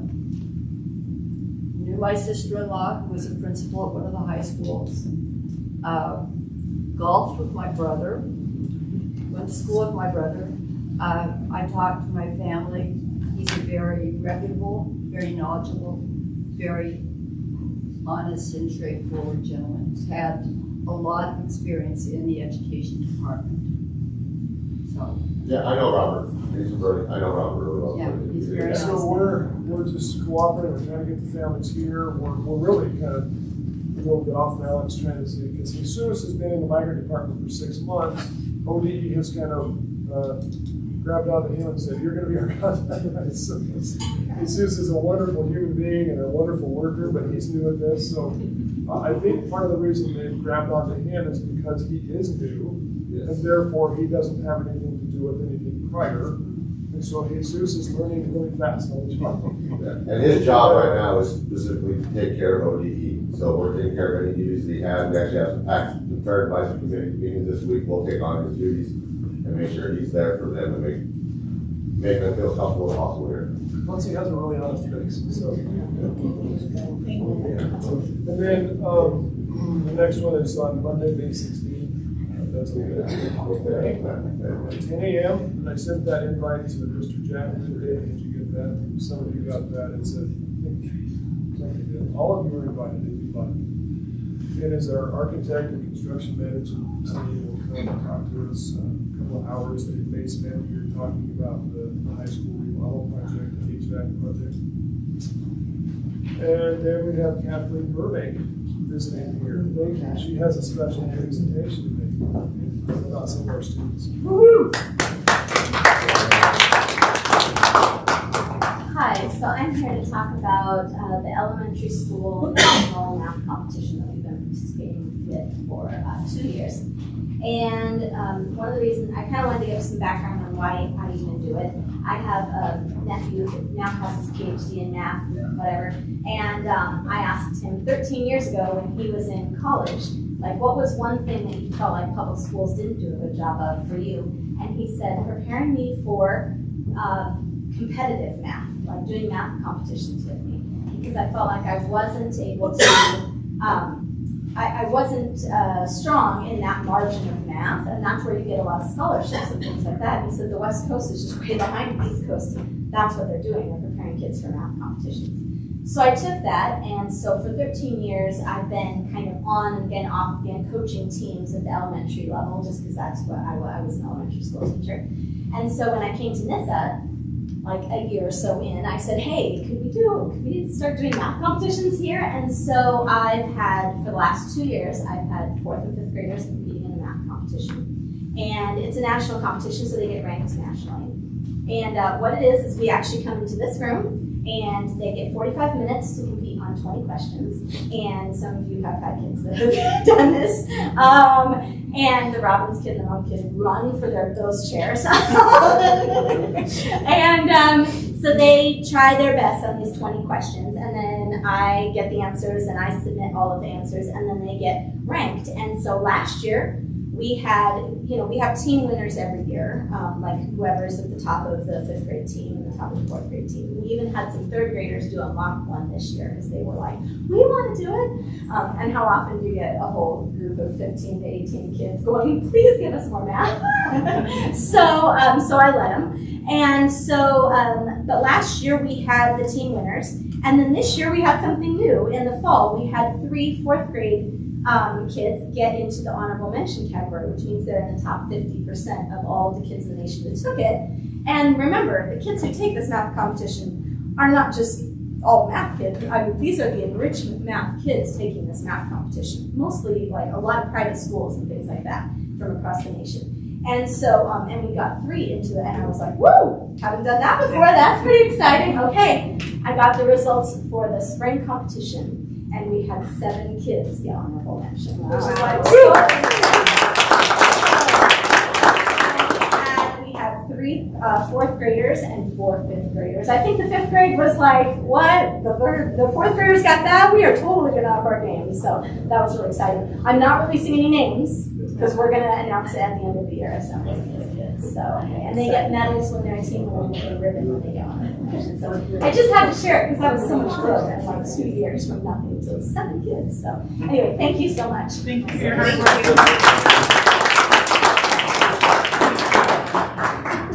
And then just a quick update, no specifics, of course, about our conversations with each of our staff associations, but just that we met initially with both of them, created some proposals, and for classified, those of you who are on the classified team, scheduled to meet again on May 16th, yeah, Wednesday. Monday, that's a Monday. Classified is on Monday at 6. And then certified, we will meet again this Wednesday. This Wednesday at 7. The correct 7. Thank you, Dr. Johnson. Crystal, are you ready for your financial? Heck yeah. Took forever. Yeah, Karen. No, sorry. That's okay. So tonight I have financials up through April 30th of this year, but the first thing we're going to do is I need an action item from you. I am requesting permission to amend the current budget that we are in. Our title, let me get my grants right. Okay, Title III. We had carryover left over from our 2020-2021 Title III grant. I didn't budget for it this year because I didn't know if the state would let us spend it this year, as it was supposed to be spent last year, but they're going to let us. So our current budget has $62,278 budgeted, but we have the opportunity to spend that $25,000 that we didn't spend last year. So I'm asking to approve an amendment to adjust that budget to make the Title III budget $87,494.66, so we can spend that money. And Title III, for everyone that wants to know, is a sub-grant that assists English language learners to develop English language skills, succeed academically, and overcome barriers that impede our students' academic success, period. So if that's something you're willing to do, I just need a motion and a vote. Yeah, to make a motion to do that. I move that we accept the approved budget amendment, or that we approve the budget amendment of adding that extra money into the budget. All in favor? Okay, motion is carried. Thank you. So then after that is our general fund operating statement, summary page. After all of our revenues and all of our expenditures, we have a cumulative balance right now of a little bit over $3.3 million. Then we're going to carry forward to June, and then we're going to spend it all on payroll and year-end expenditures. The second page, which is the breakdown month to month, looking at April, our revenue we brought in was $1.2 million, and our expenditures for the month was just a little over $1 million. So that helped add to that cumulative balance that we're carrying forward. 2 more months, and then it's audit time. After that is just our summary of our LGIP, local government investment pool. People ask me what that is all the time. It's our savings account where we keep our money. And all the transfers that were made out of that account into our bank account to pay our bills and our payroll. After that is the county report on the taxes we received for the month of April. And then following that is our middle school bond operating statement. And I want to talk a little bit about this. I had high hopes that we would collect enough taxes for our debt service payment coming up. And then April taxes hit and we only brought in $1,700. And so my high hopes are quickly diminishing and I'm sad. We ended the month, in that account we have $309,000. We need $329,000 to make our debt service payment. We can't skip that payment. So we do have an inter-fund transfer budgeted in our budget that was approved and adopted. So I don't want to do it, but we might have to. And that is something that's already approved. So I won't have to ask you, but I will tell you if we have to do that. Right now I'm projecting we might have to transfer $8,000. Can't miss the mortgage payment. After that, there's just the local government investment pool for our middle school bond and the taxes. We keep that money separate from all of our other money. And then after that is our early Head Start operating statement. We ended the month at a positive $40,264.97. We actually increased our ending fund balance from last month, and that's because we have filled the second private pay spot with a student, so we're getting more income. And I don't think we bought diapers last month, because I think we were using our inventory. So that helps a little bit. After that is our food service operating statement. I know you guys thought I was lying on this one. We ended the month of April $49,309.01 in the black. And so I wanted to tell you because last month it was $19,000, so that's a huge difference. The month of April, we served 5 additional days of food service. And remember, for every meal we serve, we get reimbursed by the state. So we served 3,312 more breakfasts in April than March, 3,174 more lunches in April than March, and 512 more snacks in April. And we also busted out some caterings that you guys went to. It was a busy month. So that's a really good number. And then after that is the approval of the bills report. Everything that's left this district's account from April 5th to May 3rd. And following that's the payroll report. Any questions for Crystal? Okay, thank you, Crystal.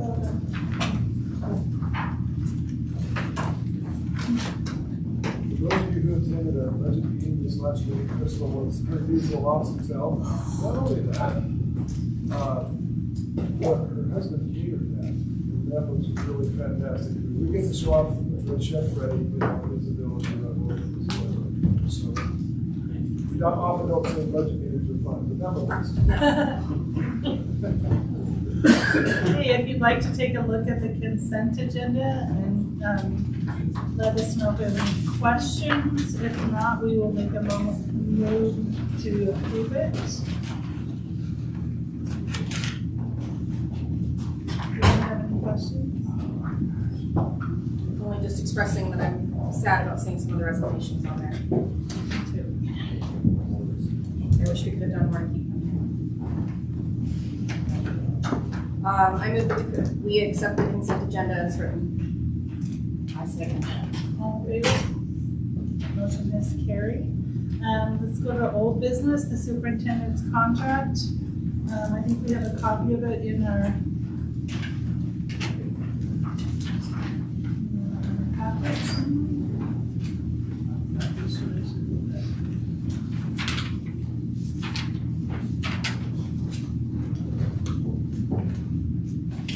The duties and responsibilities.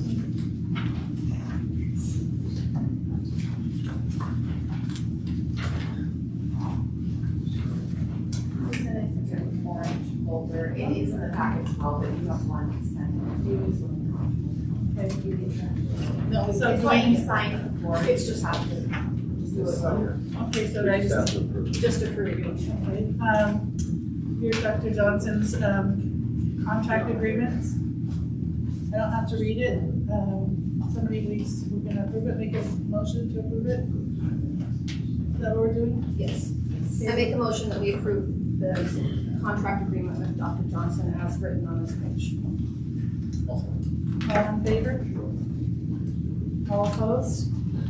Okay, the motion has carried. And I have a letter that he would like me to read with the MyTech High. This is dated May 9th of 22. It says, during the one-year pilot of the MyTech High online school that Nyssa School District is sponsoring during the 2022-23 school year, Darren Johnson and Ryan Hawkins, lead administrators for the MyTech High pilot program, elect to not receive compensation in order for the district to see the multiple benefits of this program. Incredibly generous. So they're going to not take any salary next year for this program, so that we can have the money go towards the school and we can see all the different benefits of that. Okay, let's go on to new business, the proposed track resurfacing. Is that Jesse or is that you?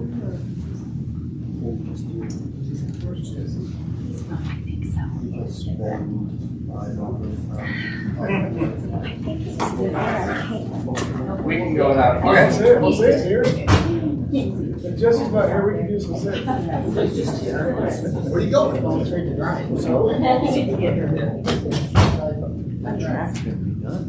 We'll go.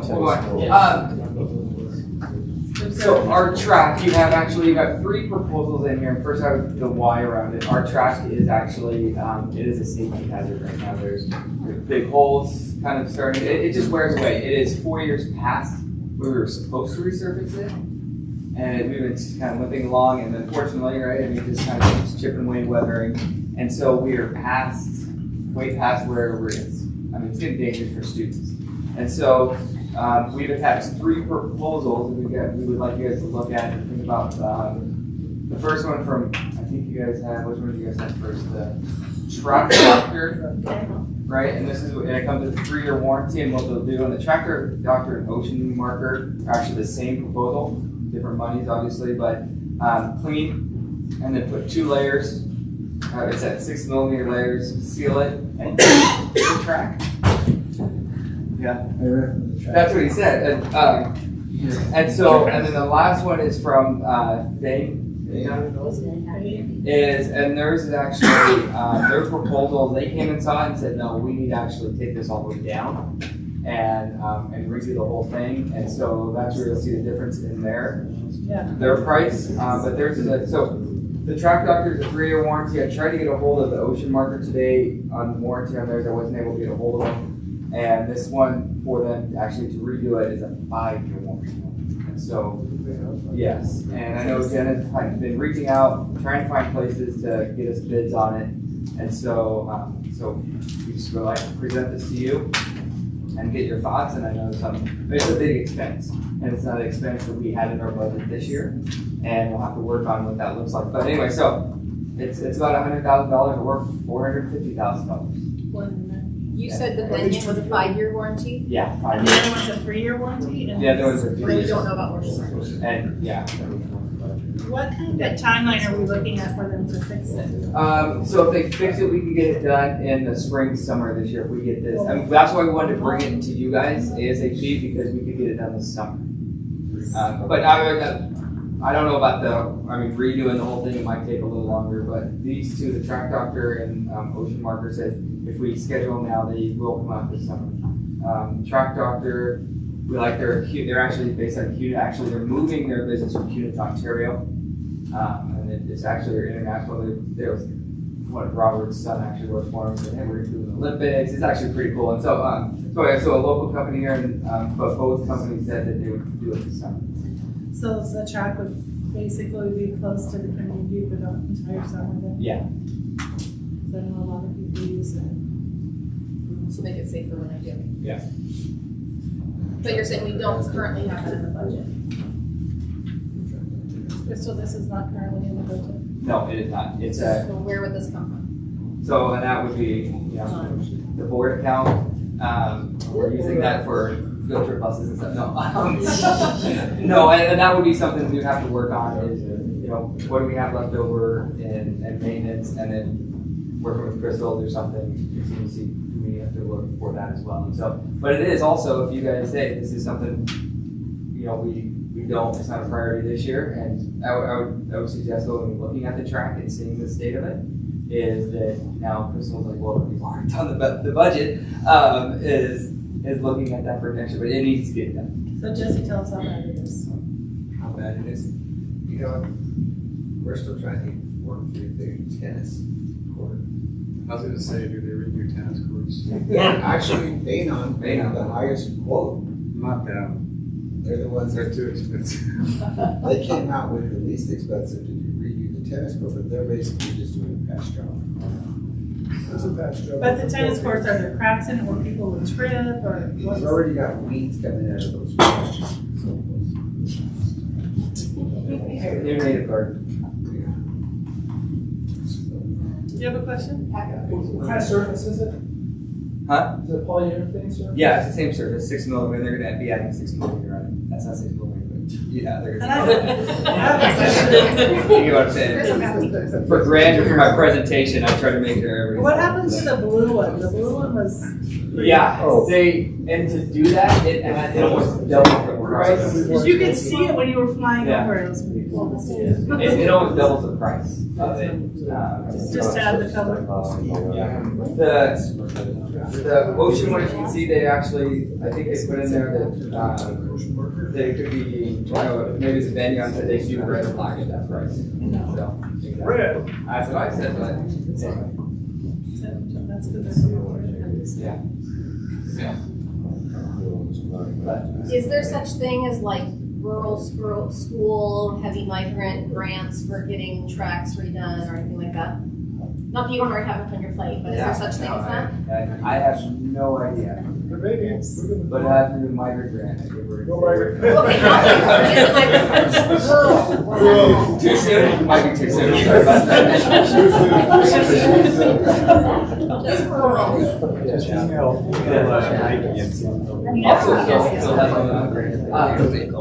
Anyway, so yeah, I can actually look at this, but what I would like to do is kind of get, for you guys to vote saying, yes, we need to actually resurface this, how we get the money, those things, but maybe if we can kind of get a commitment from you guys that we can get them on the schedule, and then we can find funding sources to go forward. But So some of the money likely would come out of our, the monies that the board has set apart for, what is it, 980,000? We have a facility management fund, Fund 440, has $990,000 in it. But, you know, we want to pay for it, obviously, but we want to try to guard that too, because it's Right. for emergencies. We use that for the refrigeration and everything. Yes, we use that fund for the cooling towers. So that's our proposal to you.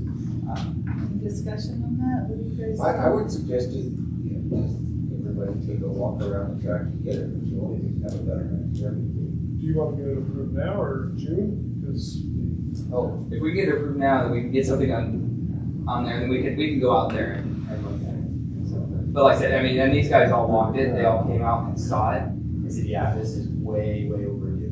I think the board has confidence that trust our maintenance and the people that are saying this needs to be done. Right? I've been on it. It looks like somebody's spinning cookies on a lawn. You can see it in those, yeah. So do we have to approve which one we can go? Our recommendation is the track doctor, being local and the cheapest of them, and they give them with a 3-year warranty, and so that would be our recommendation. Is They do have some exclusions. And they've done work. Yeah. What are their exclusions? Hey, I'll make the next comment that it's in great shape, honestly, when you go ask the track doctor in terms of the base, right? Yeah. Think about it. Yeah. Prior to this and reconstructed for the last time, we read it, like Gabe's questions, how many times have we redone it in 20 years since you've been here, right? Yep. Like 6 times and 1. Yep. So we've got our money's worth out of it and then some, and what they're doing right now is they need to reseal it with the new EPDM so it doesn't continue to fall off. Yep. So for example, they blew it off the other day and it blows off and they lose crumbles. So when it's not sealed on top, you continue to lose more of the substrate flash. So the base is okay right now, it's just the top? Yeah. Correct, it's just the rubber that they're replacing the EPDM and then they're gonna put the seal coat on top of it to keep it in place. Yeah. Right, the bonder that holds it together. And over time what happens is the bonder breaks down in the ultraviolet light and then through the usage of the kids, so. And then I think they've also, Jenna talked about doing some different things, like one of the areas that wore out that they patched was the pole vault area. So I came in and replaced and repaired that 2 years ago. And then they also did the starting blocks for the 100. And what we're going to do is the extended part of the 100 starts, they're going to put lines down there to practice there rather than having them practice on the regular starting block. And so there's some things like that that'll limit some wear and some patches. So that's kind of where it's at, and that's really the reason for it. And this is painting every day. Yeah. It'll be repainted to match all the new transition zones because we're currently out of compliance for that. So like the exchange zones on the relays are not correct. So, not to interject, but I know those things. Someone like to make a motion to approve this? So we're talking about track doctor? Yes, the track.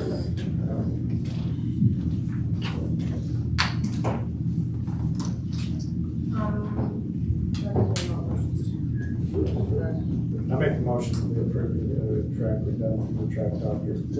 So when you're done before, It's like it's not that. allowing vehicles to be All in favor?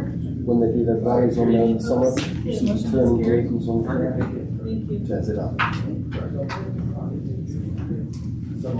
What about the tennis courts? Sorry, while you're here. We're working on that, so we haven't got 3 bids, have we? Got 2, and then I just got the one from Bain last week. Because they had to come back out and remeasure all the cracks. None of them have any guarantee. Matter of fact, we start noticing cracks. Yeah. 3 weeks after with those. Guarantee? Is that a guarantee? It's guaranteed that hairline cracks all over again. And that's in this, between 60 and 70,000. To fix the patches where kids aren't having to say, oh, you know, because doubles plays on a wider court, your singles are on the narrower court, and some of those cracks go on the wider section. And so the kids have to say, well, this is maybe where singles plays, but we'll have to play over here because this is the cracks. Right, so anyway, the doubles, I should say, on the wider court, where the cracks are. So most of the courts aren't, I don't know, I'm not a tennis guy, so I don't know anything. So anybody who is a tennis person, Jeremy, you are one, Mr. Peterson. But the cracks they aren't hindering the ability to have competitions there right now. Does a ball hit it sometimes, it goes through offense, perhaps, probably does, but it's a reserve, I think is what they're doing right now. Okay, thank you. Okay, the job descriptions, Dr. Jones? Yeah, so we've been working on these 2, and I'll let Mr. Hawkins kind of talk about those. So these are 2 brand new positions that we haven't had in the district before, so we need to bring a job description to you guys before we post or do anything. And so the first one you'll see is a SPED director / RTI coordinator. And so right now we have a 0.5 SPED director, which is Nyssa Gomez. And so what we'd like to do is turn that into a 1.0 and also kind of help oversee my Tech High SPED department of that one. And also coordinating the district RTI, our RTI process is response to intervention. And it's response to intervention, basically somebody to help our teams pull data together and what do we do with this data and how do we help kids. It's a way of identifying special Yeah. education, how to help them. It is, the scene right now is kind of RTI is kind of pretty equal. It is a way to ensure equity in our schools. And so, anyway, so that person would help us refine our systems and oversee my Tech High. And so you'll kind of see in there the job description of a SPED director and RTI, and those actually do go hand in hand. Yeah, RTI is good. Yeah. So, but And you're saying it's of the special ed students in my Tech High or just oversee my Tech High? so that would be part of their job is to oversee the SPED students in my Tech High as well. And so, I mean, the director would be over all of it. Like I said, right now we have a 0.5, which is Mrs. Gomez, and actually it's, as we see our numbers and our needs going up, that is actually turning into a 1.0, as Mrs. Gomez knows this year. Which is pretty awesome, but it's hard to be in 3 places Yeah, at once. and so that's why it's needed, and Mike, and like I said, with the Mike Tech High, it gives us that to make sure that does become a 1.0. So really, we're adding a 0.5 to an already created position on that. And then the second one is, you'll see, is an SEL / district counselor and coordinator. SEL is a social emotional learning, and that is something from our SIA student investment. Yeah, the surveys that we talked to the community and the goals that the board has put together as well. And so that's where this this position actually comes from. And so they would help coordinate the district SEL, social emotional learning. They would also help coordinate guidance counseling for My Tech High, and get basically all of our counselors kind of come together. What programs we have K through 12. And so it is a larger job. It's not, just a couple of, it is a 1.0 job. And so it kind of checks all those boxes forward. These are the things we want to see done. And so that's what you'll see in that job description. Would this position be helping offload some of the work from our current counselors, or just overseeing the counselors? And we're going to morph and change on that. Right now it's going to be overseeing them. And we basically, we're going to see what kind of work it is and how much it's going to involve. Sure. It's cool, right? And so when they really say is what are we doing kind of in the elementary, right? What are we doing social emotional elementary, now middle school. And then once they start kind of doing a full K-12 system, they say, hey, maybe I can come in and do some of this here. And so it really is, they're gonna have a big job to do, so I need to obligate them right now, saying they're just gonna take this piece. I would like to really have them oversee some of the 504 stuff as well. But that's not in there. Just already adding jobs and positions out of great positions. What is this going to cost the district? So it is a basic teacher salary, and with PERS, I think about 110. So that's again, that's in the SIA grant. Yeah, that's already in the SIA that we put out. So there's nothing in general that's being taken out of this position. And who would be the supervisor? It would be Dr. Johnson, myself. But yes, I would be the direct supervisor of them. And so he's currently over special ed. We're working on the organizational chart so everybody knows who's over what. But we don't have that special ed. She's over special ed now.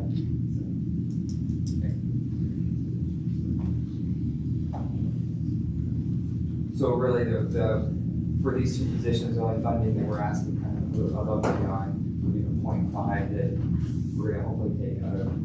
We're kind of paying for the money that costs. But we're obligating it either way.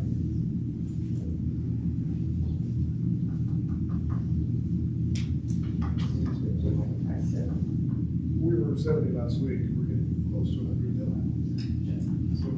And this is for this coming fall. This fall. So they're registering early. That's why we had a hard time with the pilot, because districts have already hit their 3% threshold. So now we're starting to get similar. It's a process. I've been in contact with a lot of school districts every day. Like I had to call, I don't know, I don't want to start naming them all, but every district has a different procedure about how to do this inter-district transfer. And then they're often confused too about, well, inter-district transfer means the student wants to go to a different school within driving distance. If you live in Beaverton, you can go to Hillsborough, right? If you drive to Oregon City, it's within driving distance.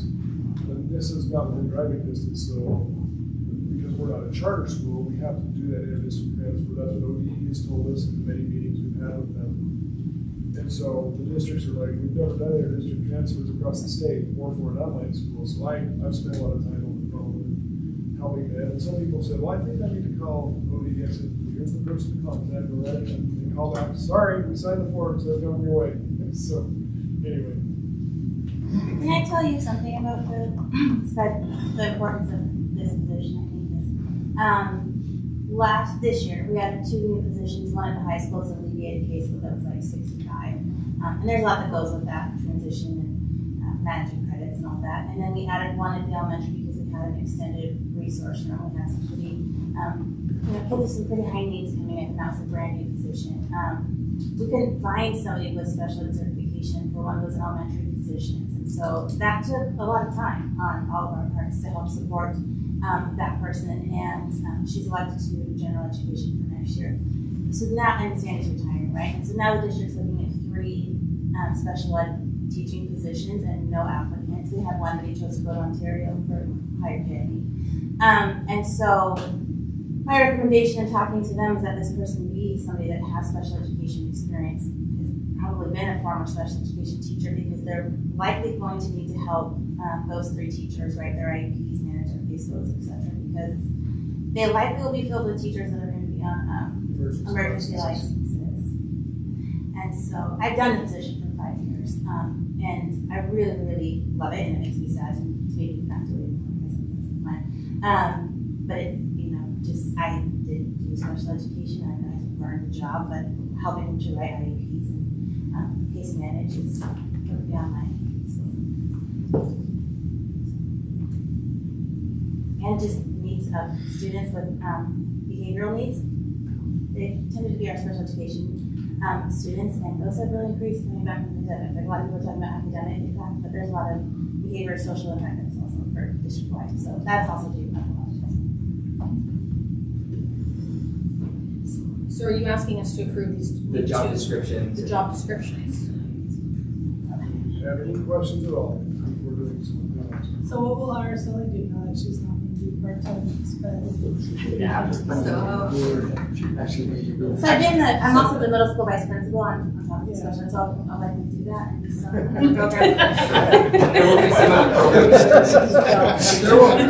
Tell me she just said that. Tell me she. Yeah. But no, we've been working on that. It's not just now she has 1.5 and then we're going to expand that. There will be a program and then on top of that.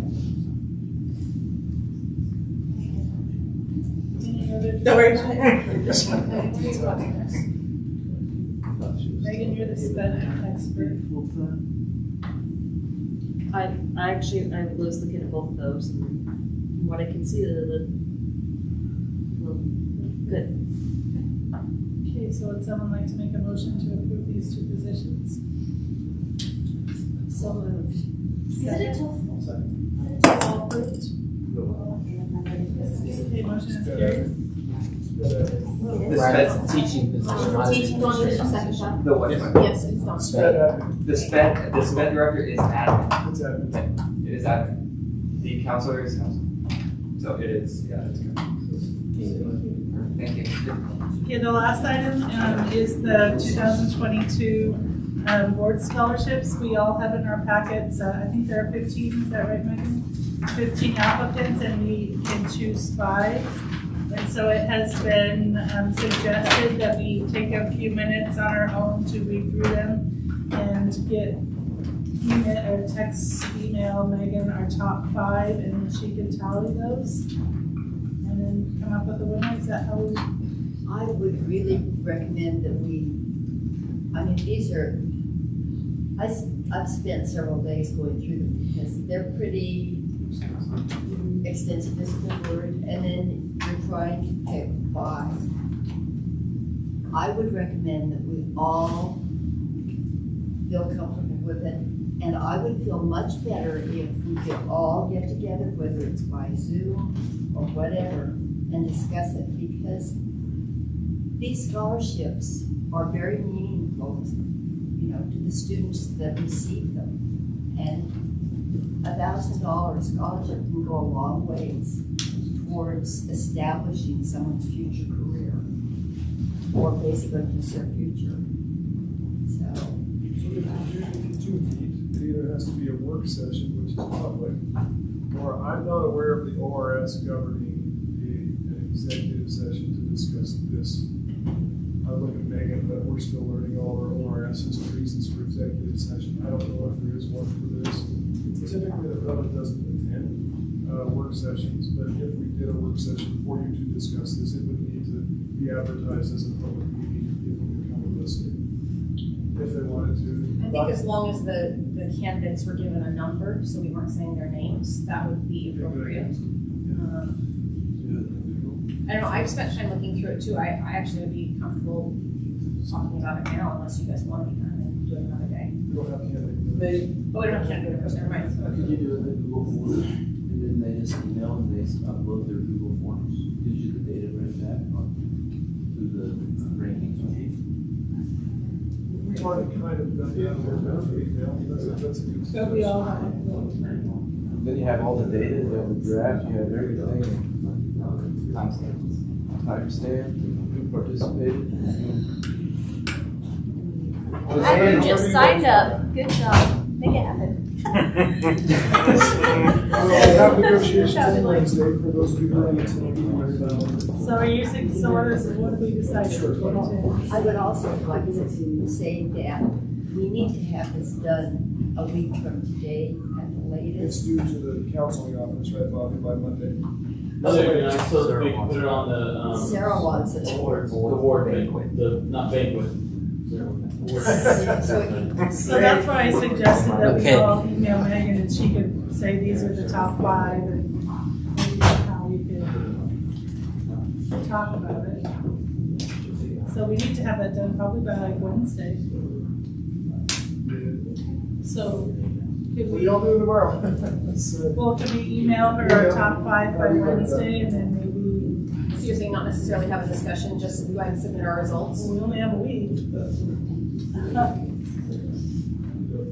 If we were gonna meet, I mean, we could meet, I don't think it'd take very long, we should meet right before the certified negotiations. I mean, and all that takes. Yeah. That's that at much 7 more on time, Wednesday. but, at 6:30. Could you, but, so then when would we have to have our top 5 to her? Before that, so she would say. We just do it on, if we did it on Wednesday, we could do it. So we'll meet at 6. Yes. Well, it won't take. Well, because we have negotiations at 7, so we want to, those of you who are staying for that, want to have. Meeting at 6:30. Okay, so we'll meet Wednesday at 6 in here to discuss. Please have your top 5 ready. Prepared. So we need to have it next time. Okay, this meeting is adjourned. Thank you guys. Thank you.